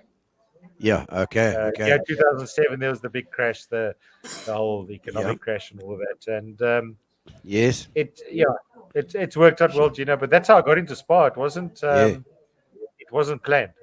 I think maybe Spectators gave me a little bit of an inkling into retail, but it was different retail. It was more professional, and you got some glasses on the shelf and whatever. This was 14,000 products on the shelf and GPs and it's unbelievable. And fruit and veg, and it was something I wasn't the amount prepared of capital that you put into that stock is just and you know it's like you got to pay those suppliers if you don't sell that stuff.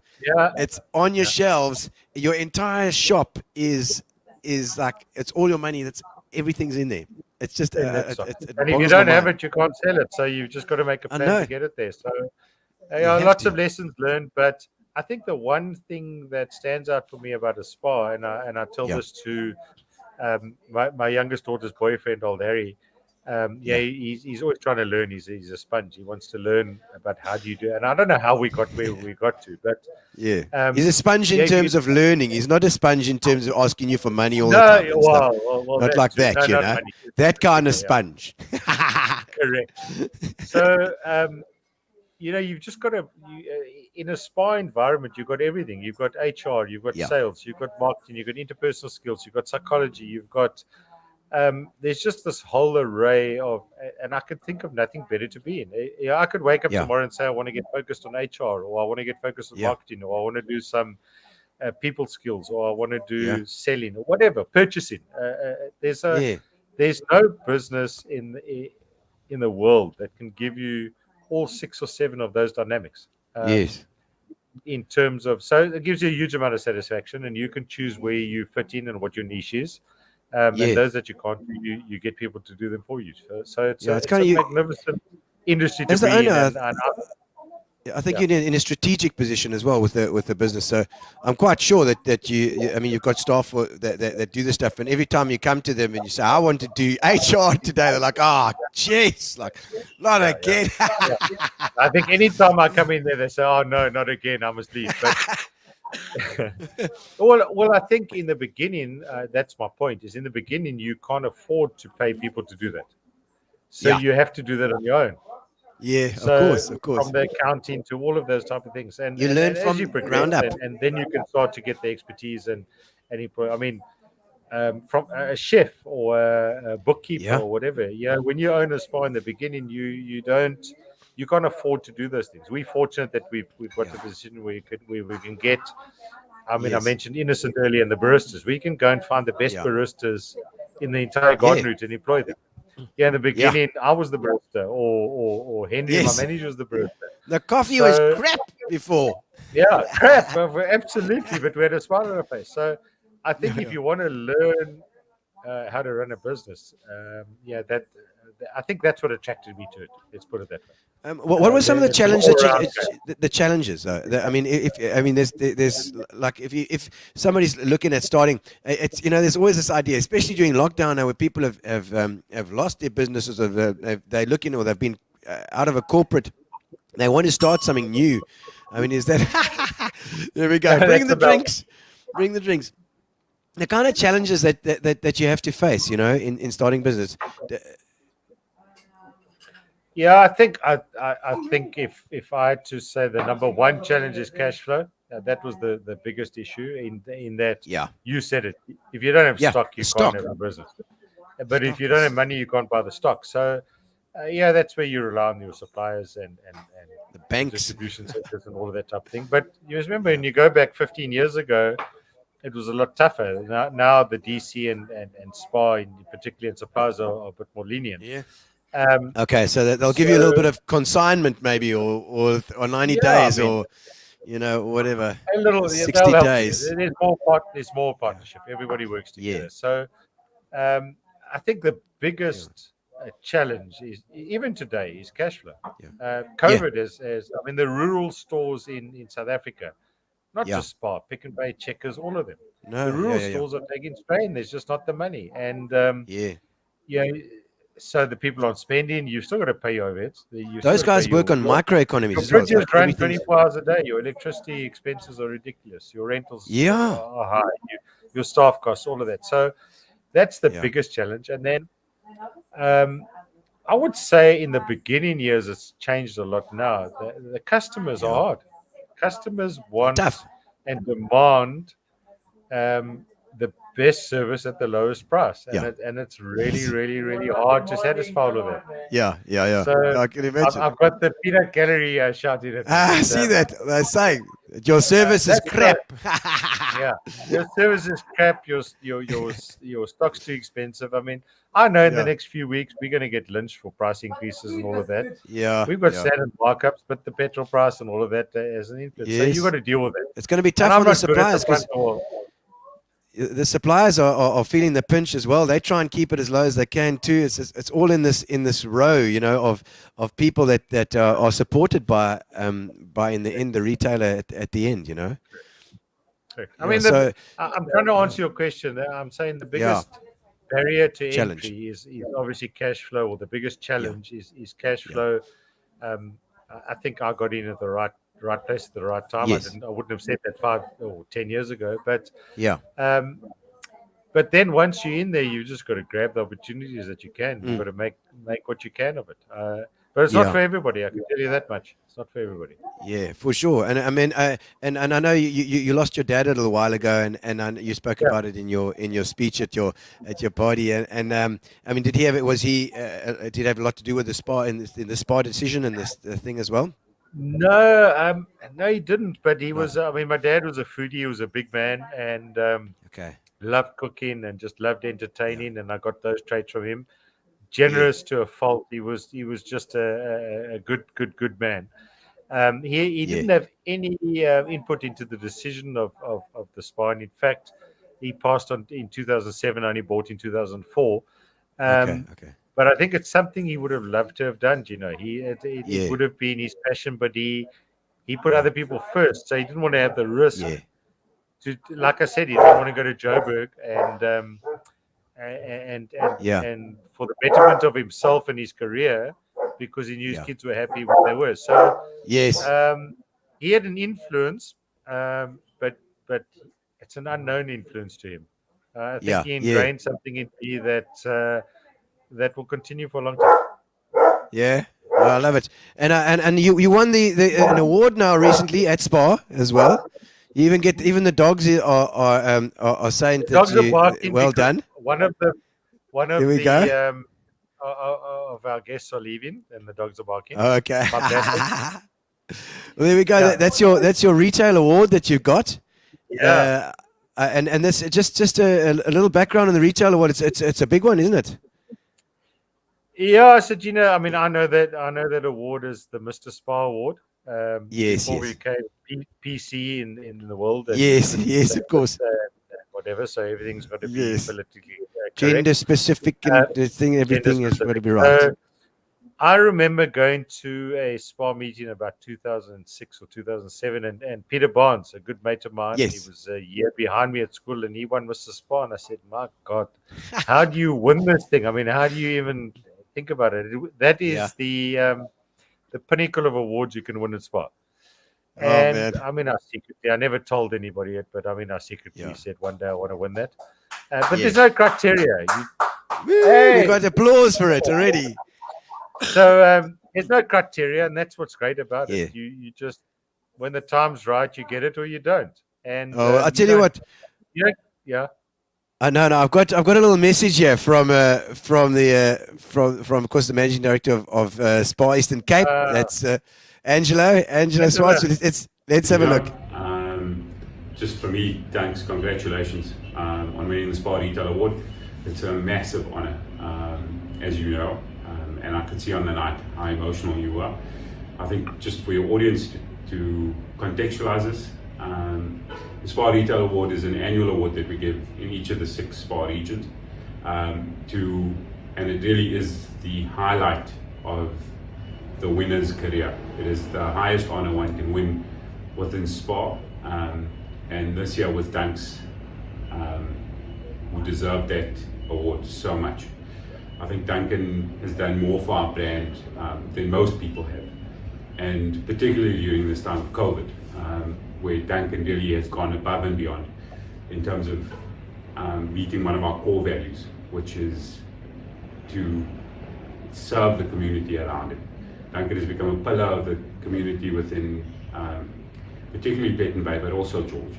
And some of the work he's done in Plet with the business around there, showing them support during a very difficult trading time, particularly for restaurants, opening up his store and giving them the opportunity to trade when they normally wouldn't be able to, using his store, is something that's just absolutely phenomenal. Some of the other work Duncan has done in the community with muddy pooches, keep Plet clean, and the list just goes on. And one can talk about all the good things Duncan does for Plet ad nauseum.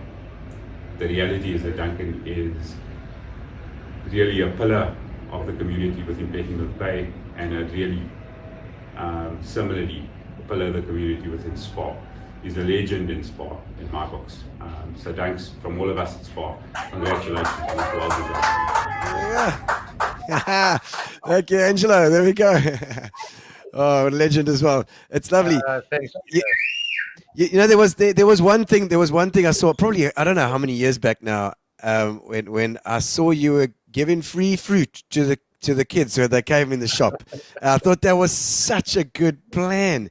It was so good because it just I can't take full credit for that. I mean, I was yeah. I know when Angela gave me the award and he said I enjoy travel locally and internationally. It was on one of my trips overseas. I don't know where we were.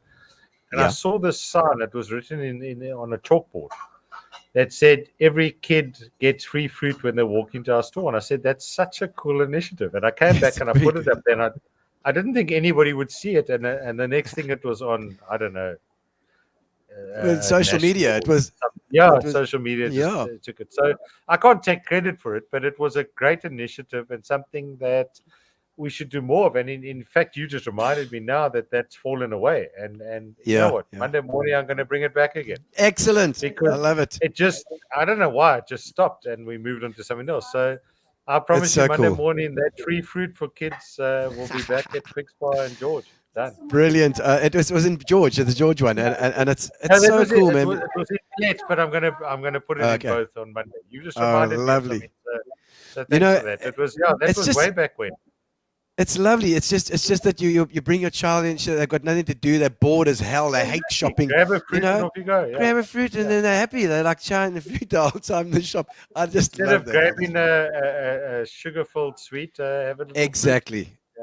Yeah. Oh From no. a Well person done. who doesn't eat fruit, but two lunch brown. Two lunch brown. Here we go. Okay. Well, I think it's about time for our getting to know you question. What do you think, Gary? I think it's time for getting to know you. We've got a couple of weird questions for you. Let's have a look. Getting to know all about you. All right. What's the most nervous you've ever been? Oh my goodness! I semi-prepared for this because I thought you were going to ask me. Semi. A semi I'm gonna because ask you- I've watched your other shows, as you know. I'll probably ask different ones now. Yeah, but you threw a curveball now. But I thought you were going to say, when were you the most scared? Oh, when were you the most scared? That's all right. Or scared or nervous. Yes. So nervous, yeah. So you remember Brett Schultz, the bear? Yes. Holy crap. Yeah. Quick bowler. So opened the bowling for the Springboks and had an incredible career before injury took over. Yes. So I remember getting a call from the bear one day saying, so we were probably third or fourth year university. He'd already broken through into the international scene, but he had an injury And he had to prove his fitness to get back to, I think it was the tour to Sri Lanka when he took 20 wickets in 3 tests, and I think it's still a record to today. He said, Dunks, I'm in Southend. Can you fetch me tomorrow on the way because my car's broken? So we were playing a cricket match in those days. UP had 2 teams in the Premier League, UP and Pollux. I said, no problem. I'll come and fetch you. Game starts at 9 o'clock. So I arrived there well in time, probably at about 8:45. And I knock on the door, nothing. There's no car, there's nothing. There was no cell phones in those days, nothing. Yes, of course. Eventually, I don't know how, but I get into the house and he's fast asleep. Oh, shit. Semi-inebriated. Comatose. And I shake him up and I help him get dressed and I put him, but now you must understand he's got to prove his fitness in this match to make the tour to go to Sri Lanka. He's just come back from a knee injury. So I get Bear ready. Oh, we called him the Bear because he was like a big cuddly bear when he was friendly, but he was an ugly bear when he was not. When he was drunk. Anyway, I put him in the car. I drive him to the field. We lose the toss, and we're in opposing teams. He's playing for UB, and I'm playing for the Pollux team. We're in opposing teams, and we lose the toss, and they put us into bat. And on the 3rd ball, he nicks off the opening bat, and I'm in to face the 4th ball of the innings. So I think, well, I'm okay with this. I mean, it's Bear Schultz. I've just fetched him from home. And you know what he's like, In a bad position, he's still, I'm going to say it, half pissed. And I think he'll be quite friendly. And before I knew it, a ball went whizzing past my ear. And I looked down, and he was in front of my face, calling me the ugliest, worst names that any human being has been called in his life. I know fat came to mind. C came to mind. That's just nasty. That's just D came, every single swear word you could ever imagine. 2 lunch brown. Two lunch brown. The next one won't miss. It will hit your head. Oh. Anyway, that is probably the most nervous I've ever been in my life. From a guy I thought was my friend, I just saved him. And but anyway, he went on to Sri Lanka, took 20 wickets, and became a legend. Wow, that's insane. So that was that. Oh my word! And so that's the most nervous you've ever been. Something which you own, which you truly cherish. I didn't prepare for this one, Gino. Something that you own, something that you really love. I might have to take a pass on that and come back to it. There's so many things. Is it? Okay, you know what? I'm gonna go with it and call it corny, call it anything. Yes. This just came to me now.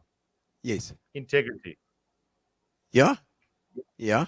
That's it. I love it because I've told my boys it's all you've got is your integrity. It's all you got. It is all you got. Yeah. It's all you freaking got. I'm going to go with that. Good. That's what came to my mind. And then I was thinking more of a physical thing at the time, but I like that answer, like an old bicycle or something, you know. But that's no. You don't. They broke long ago. Worldly things. When I went over the weight limit. I don't know. I might come back to that one, but. No. Look, I tell my boys, it's all you've got. You've got to hold your integrity fast in business, in anything. If you lose it, it's gone. And it's such a fight to try and to get that back. You never get it back. Yeah. So you've got to keep the integrity intact. You have to do it. No more surprises, Gino. Give me. There you go. His Iron Man bike. Oh, there we go. Oh my God! You know, I've still got my Ironman bike. I did 3 Ironmen on the same bike. Cost me about 4,000 rand. It's worth naught now. All right. So but I don't like that bike. I hated every second of the Ironman cycle. I think he's taking the piss there. I think my wife says she's begging me to get rid of it. I won't sell it. You know, I won't sell it. I won't give You're it also away. a bit of a hoarder. I am. Classic. Tanya Fushia says, hello, Duncan from beautiful Bushmans. I see there. Hey, Tanya, how you doing? Lovely. And then I see also Matt Lepan is in there. Okay, so we've got, I know what that's about, yes. Matt Lepan. We've got a 4.5, we've got 5 of these 4.5 kilogram Toblerones. If you go on my Facebook, you'll see it. I mean, so normal Toblerone is about 100 grams. This is 4.5 kilograms. We retail, they're on my shelf at 2,500 rand. But nobody's bought one. So now I've given them away to charity to raffle. Okay. So we did one other, we sold it for I think 3 grand. And there's another one going on for Money Futures right now. We're selling raffle tickets at 20 rand. It is the biggest thing you've ever seen in your life. So I'll have to auction one at your birthday. There we go. Okay, our birthday, I mean. Yeah, our birthday. Gary the There we go. Yeah, it says nothing wrong with stealing with your eyes. There you go. Nothing wrong with it. He says, oh man. And Gavin, I see Gavin there saying, oh yeah, that's his Ironman bike. So that. Yeah, you know. Mike van Vriend saying Nuffield manager was Ian Sutty. No, he says. Ian Sutty, that was the one. Yeah. Hey, Fire's got that. Ian eventually, Sutty, the one that got Ian Sutty in those days looked a little bit like I do now. He's a little bit chubby. So it was Ian Sutty. He never made it to Bloemfontein, and good man. He left you all alone there. I think he was in the back Kingswood of a bucky. One of the, I think he was Kingswood. Yeah. Oh my word! No, Fires knows everybody. I knew you would come up with that actually. Yeah. Okay, so something. What is something that you're terrible at? Oh. Yes, I can hear the peanut gallery. So they've got some ideas. I think. Have you guys got some ideas there? In the gallery? Not expected. I'm really bad at saying sorry. Oh, that's so bad. Is that too deep? Yeah, it's integrity and the Dunbar the boat. What's Dunbar the boat? Yeah. Dunbar the boat was Fires is having a good time here. So Dunbar was, I always wanted a boat, and we used to come to the Gilbums River every year with my folks in a caravan at San Marino. And I live probably 300 meters from that old caravan park. And we used to rent this little putt-putt boat for like 50 cents an hour. With a seagull in the back. My dad bought us a family boat. Oh. But we were a family of 5. The boat fitted one person. Okay? And he called the boat Dunbar. That was my family name from my brothers and my dad, Dunbar. And Fires and I slept on that boat many, many, many nights, catching fish on Swartkops and we only caught fish Lenter. That was it. Oh yes, so, a couple of tops. Yeah. What was the previous question? I want to come back to that. Sorry, something that you're really terrible at. Yes, terrible at. Yes. I'm bad at saying sorry. I'm bad at chipping. Does that help? Chipping, I miss the toilet seat a lot when I pee. You must lift it up at least. You're going to sit down at your age, Duncan. Actually, I do more times than not. Well, okay, what's the most out of character thing you've ever done? The peanut gallery just said I can't share that.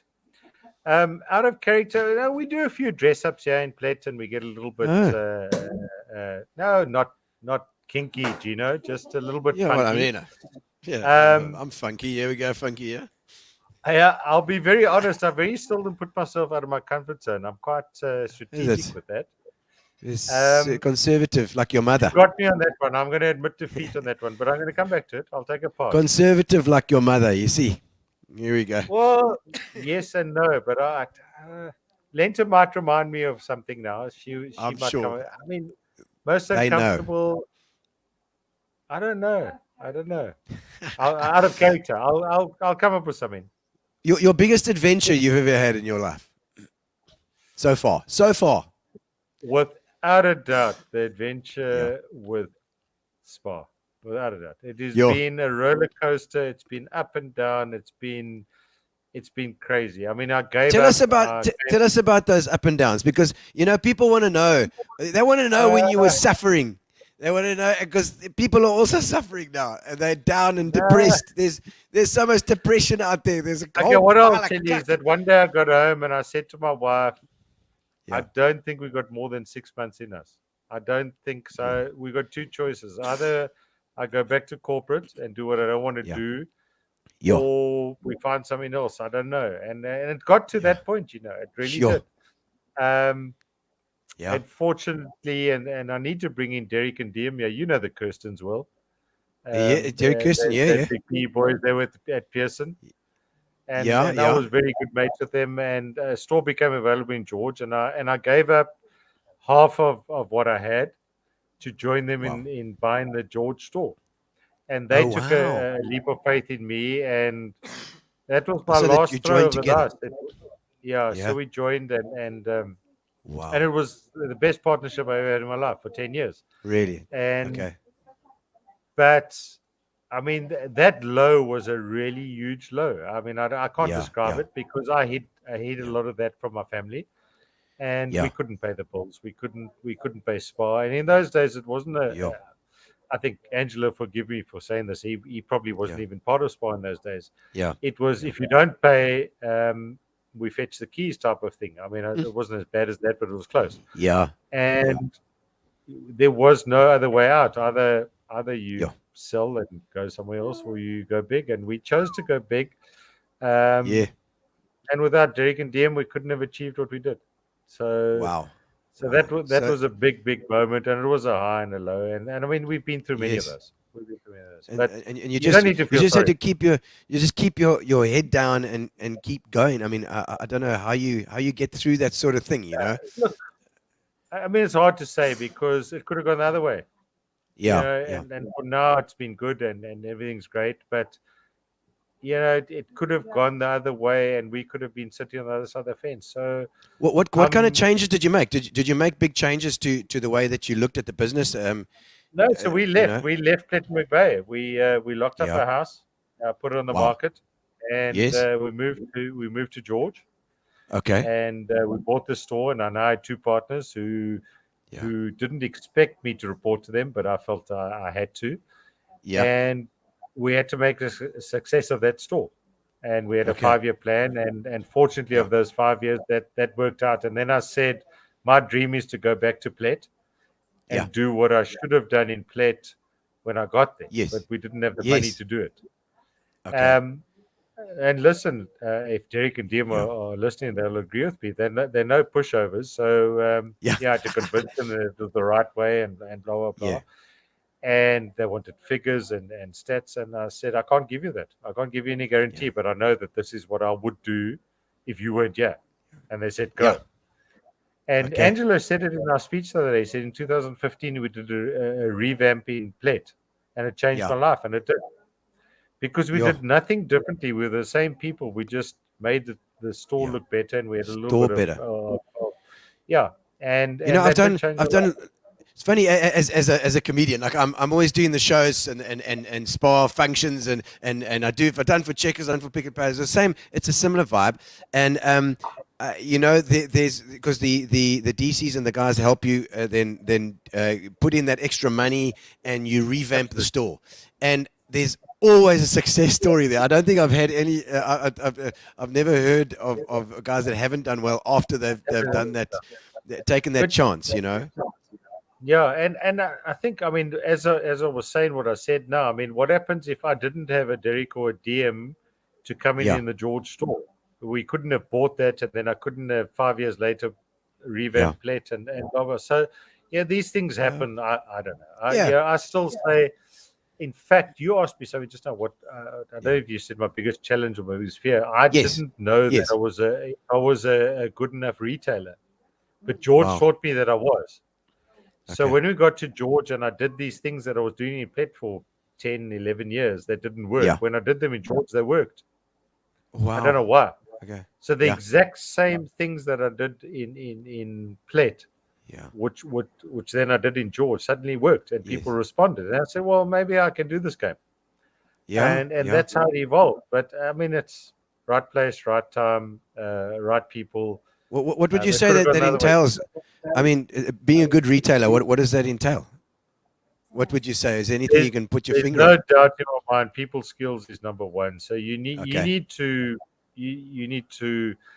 look, I'm not the most diplomatic guy in the world. You don't know me on a hugely personal level, but and this is controversial, and Angelo will have a talk with me on Monday about this. But the customer isn't always right, He isn't. Yeah. Because when he tells you that if he's not right, he's not right. Okay, so I'm not that right guy to be at the front door, but if you have the integrity and you have the honesty and you have a people skill to understand the customer, okay, even if he's giving you shit about something, I think that's what makes the success of it. I'm the worst guy to stand at the front door. I'm okay on admin, but at the end of the day, you need to understand exactly what that customer wants. But he's not always right, and if you can stand up to him, at the end of the day, you'll respect that. But that's your integrity as well. You've got to be truthful to yourself, and if you know that he's wrong, and then that's okay. But it could be just your stubbornness, which appears to be quite large, looming large in your life too. Is that right, Lenta? I'm just going to ask your wife on that. Sorry. You see what she said, exactly. So yeah, absolutely. Yeah, and stubborn as hell. I can see that. Oh man! And I see. I just a little quick squiz at the whiskies there. I think you like your whiskies. I do. I'm a Scotch guy, not a Irish. Oh, not Irish. Okay. I like my whiskies, but I'm a Bell's man through and through. Bell's. So I'm a Bell's man. My dad drank Bell's. I learned how to drink it through him. It's the easy drinking vibes, eh? I really don't drink any other whiskey apart from Bell's. Oh, really? No single malts and stuff there got going on there? No, specials? Yes. I see them. So we got to, yes, of course. Try them out. No, I drink Bell's. And oh, lovely. I enjoy a Scotch whiskey, but I don't go into the single malts and all of that. Oh well, you can give some of those single malts to me because I quite like them myself. There we go. The 13th of January you stay, or December you stay in here. You're not. I'm you're there. Not in a hotel as well. There like a bear. I'm there like a bear. Excellent. Now, how's your life been different than what you imagined? You throwing some hard ones here. Give that man a bells there. Give you a bell, says Gary Levitt. Sorry, just repeat that. How's my life been harder than I imagined? No, different. How's it been different to what you imagined? So when you came out of school and you were like, okay, I'm going to be, a fireman, and then whatever. Mr. Spar. Mr. Spar. The peanut gallery says now, Mr. Spar. Okay, I think firstly, I never expected to have this is arrogant, but the success I've had. Yeah. And I think you look up to your parents as to what they had. So when I left school, my varsity, my biggest issue was how do I get a job?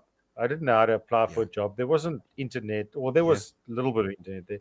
Yeah, you had to, it was word of mouth and that type of thing. So maybe your expectations weren't as big as maybe of what, let's say, my children are now. Yeah. So my children might see our success as how do we achieve that? And I've had these discussions. I mentioned Harry earlier with him. How do you get to buy a house? How do you get to own a car? And those are things I suppose I didn't think about at the time. I was worried about getting a job. I knew I wanted to get a job and be successful. I didn't know what the hell I was going to do. I didn't know anything. Just give me anything. I was interested. So how's it been different from what I mean? I never grew up. I actually wanted to be an architect.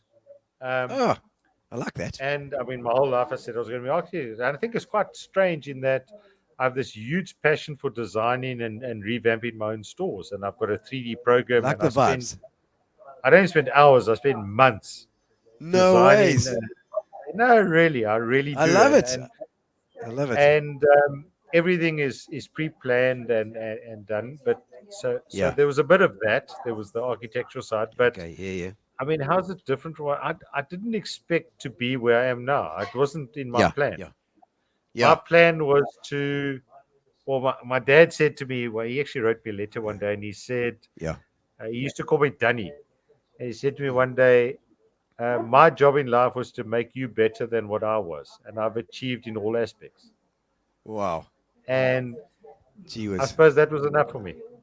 Yo, that's some stuff that from your dad, you know. To hear that, and that means he's proud. You know what I mean? It's like you're Of lucky to have course. had that. You're lucky to have had that your dad actually got to the point where he decided. And don't get me wrong, we clashed, Yeah. because we were Yeah, very yeah, yeah, similar. yeah. So Yes, we yes. had this same personality that clashed. Yeah. Yeah. But yeah, I think I answered the question in a roundabout way. Yeah, no, I think so. I think so. Okay, so just a couple more. I think. Let's see. If your music, what have you got? What was the first album that you ever bought? I love that one. Very similar to me because you're the same age. So. You know what it was? It was an What? LP. Yeah. Yazoo. Yeah, Zoo. Upstairs at Eric's. Upstairs at Eric. Gotta Upstairs be. at Eric. Yeah, fantastic. That's was the first Vince one, Clark. Probably about 1984, 85. Yeah, I had a 84. little record player above my bed, and I used to play that. 83, That was 84. the first one I bought. Yeah. There's some 84, classic music back then, eh? Classic I stuff. love that. Alison Moyer. Yeah, and Vince Clark from Depeche Mode Vince Clark, was in that. correct, Yeah, he was in that band. Correct. That, So that was the first one I bought. First CD. I mean, this is going to be it's way out there. Was Dr. Alban. oh yeah. Come on, Africa. Tell me how you doing. Yeah, come on, Africa. Tell me what you're doing, man. Yeah. That one. That was my first CD. You didn't get like John Cougar Mellencamp. I mean, 83 was like insane for music. No, of course it was, but I mean, 83, I was in Standard 5. I mean, Yeah, we I were didn't Standard have pocket 5. money, you know. I You was BB DJ, guys bro. were rich. At Grey, I didn't have anything, but I couldn't afford Listen, we had girls with us. That was the problem. And the girls wanted to have that. parties. Exactly. And so Yeah, we we were all couldn't come to dancing. your parties. We were No, Grey boys weren't allowed at VB weren't parties. allowed to those parties. Clarendon Park parties. That's what they were. Yeah, correct. We were there. We were doing that. Fantastic stuff. Yeah, those were my first ones, but my music is a bit diverse.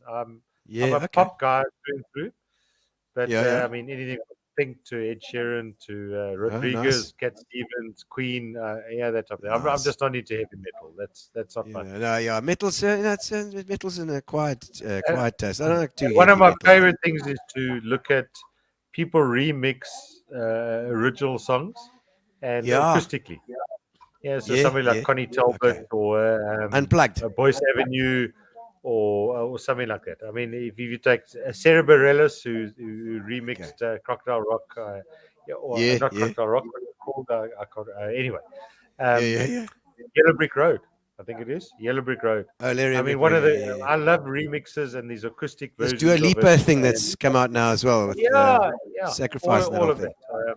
So I've Yeah. got quite a wide array of music, and I must say, lockdown taught me a lot about music from my kids and Yeah. all that type of thing. But funny, they listen to more of my stuff than I listen to more than their stuff. Yeah.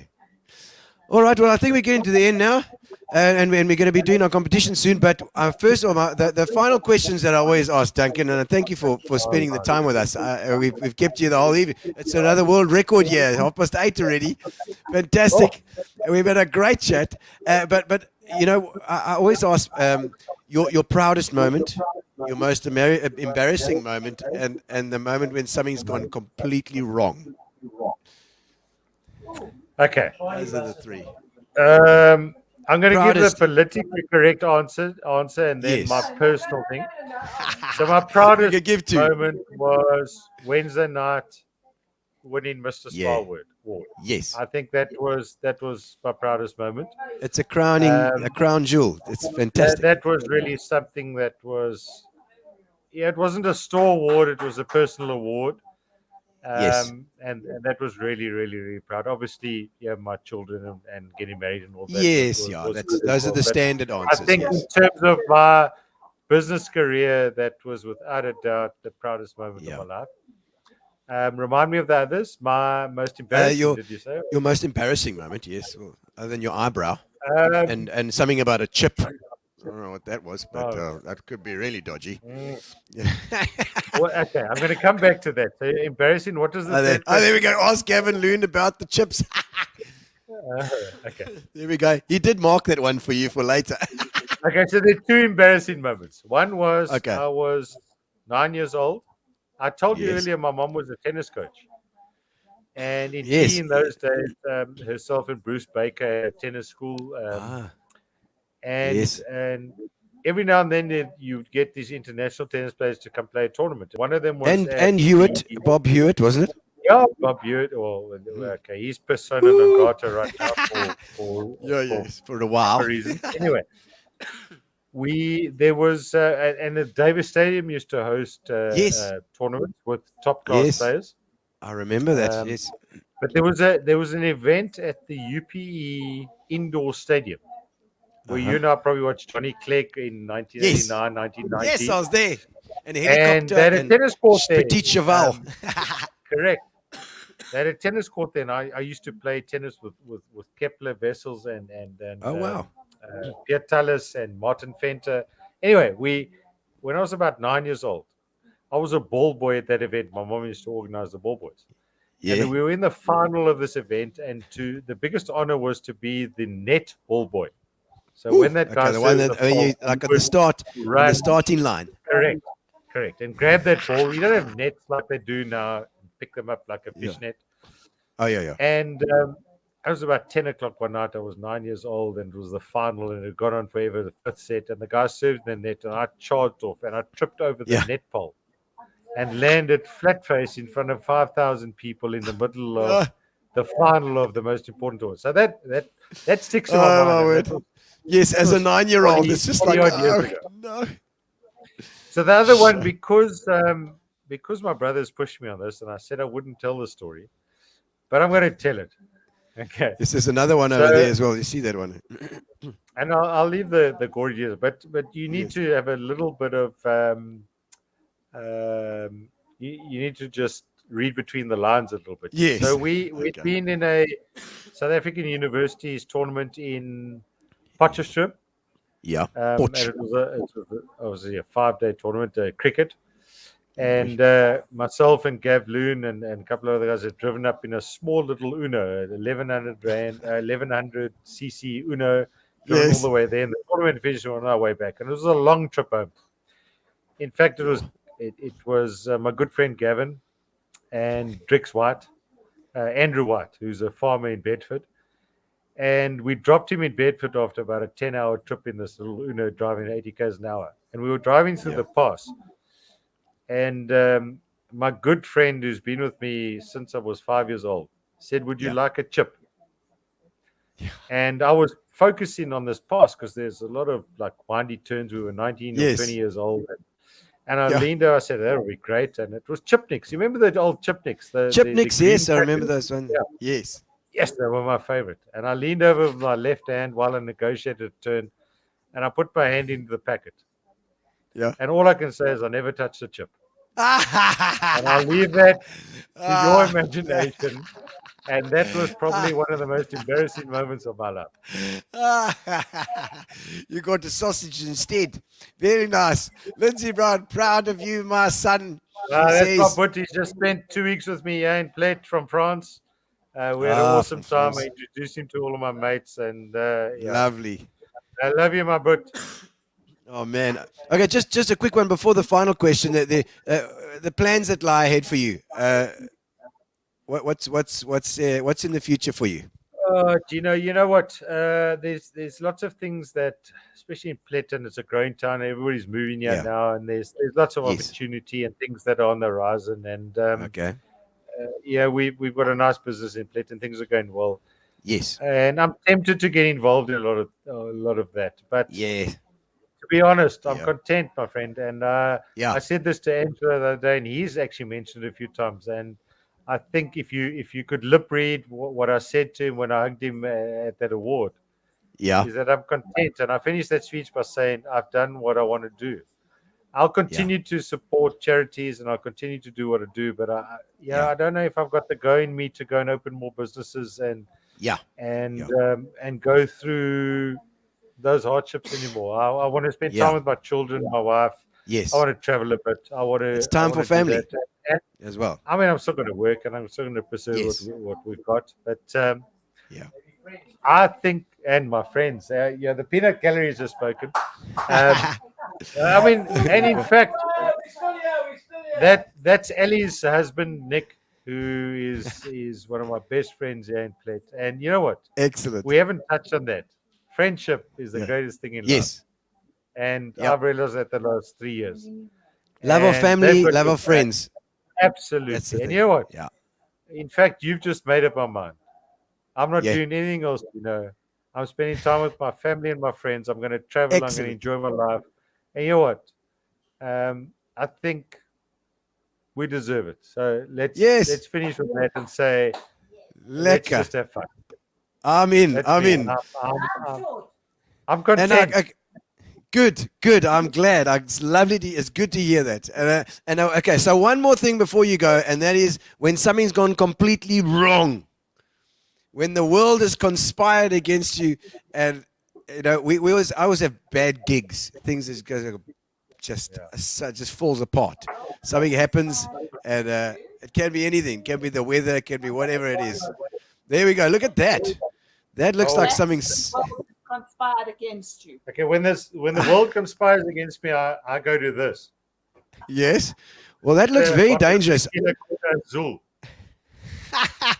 Oh, it's a tequila. I thought it was some sort of. Are you asking me when or what? Or would give me an occasion when something has gone completely wrong, when you've had something that you were planning or something that you were doing, and it's just gone like, what the hell, and everything fell apart. Gino, I'm going to disappoint you. I can't think of anything. I've got to be honest. I mean, tomorrow I'll probably think of something. Possibly when you moved from Plet, that was possibly one of them. I'm saying it when you just I could say that when I married my wife, it all just went down. But she's sitting next to me, and I might get a clap. No, you're going to have that tequila bottle up your. Going to have a tequila bottle up there soon. There we go. Look at that. Okay. Caitlin, that's my oldest daughter. You may say, proud dad, I love you millions. I love it too. Gino, you know what? You've got me stumped. I'm going to admit defeat on this one. I can't think of a moment. Not that I can mention online. Yeah, right. Privately, I can say it. All right. I can't think of a moment where I've been completely and utterly flawed. I really can't. No, that's good, and that also shows. Later. That's fine. It shows that you're in a good place at the moment as well, and that is good. So we can end on that positive note. Then, how about that, Duncan Brown? Thank you so much for coming online. Yeah, I love you. Love you too, man. And we're going to do the competition while you're sitting here with us.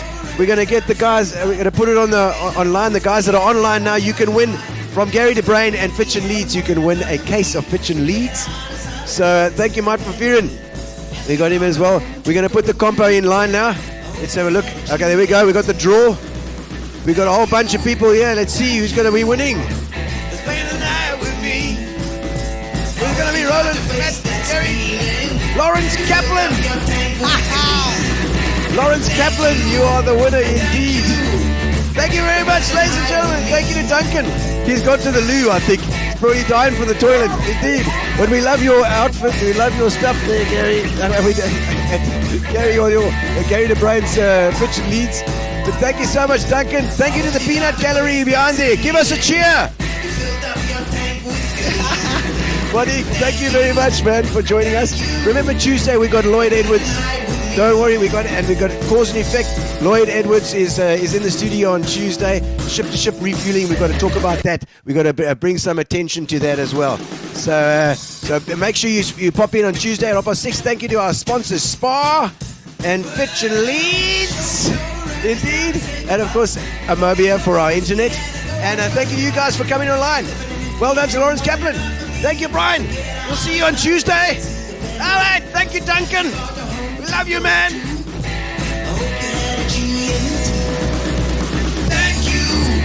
Thank you. Relax, sit down. Coming out of PE town. Want a drink, find a shot.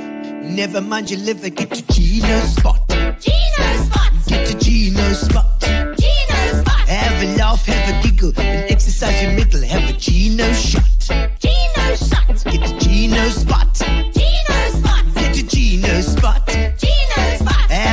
laugh, have a giggle, and exercise your middle at the Gino spot.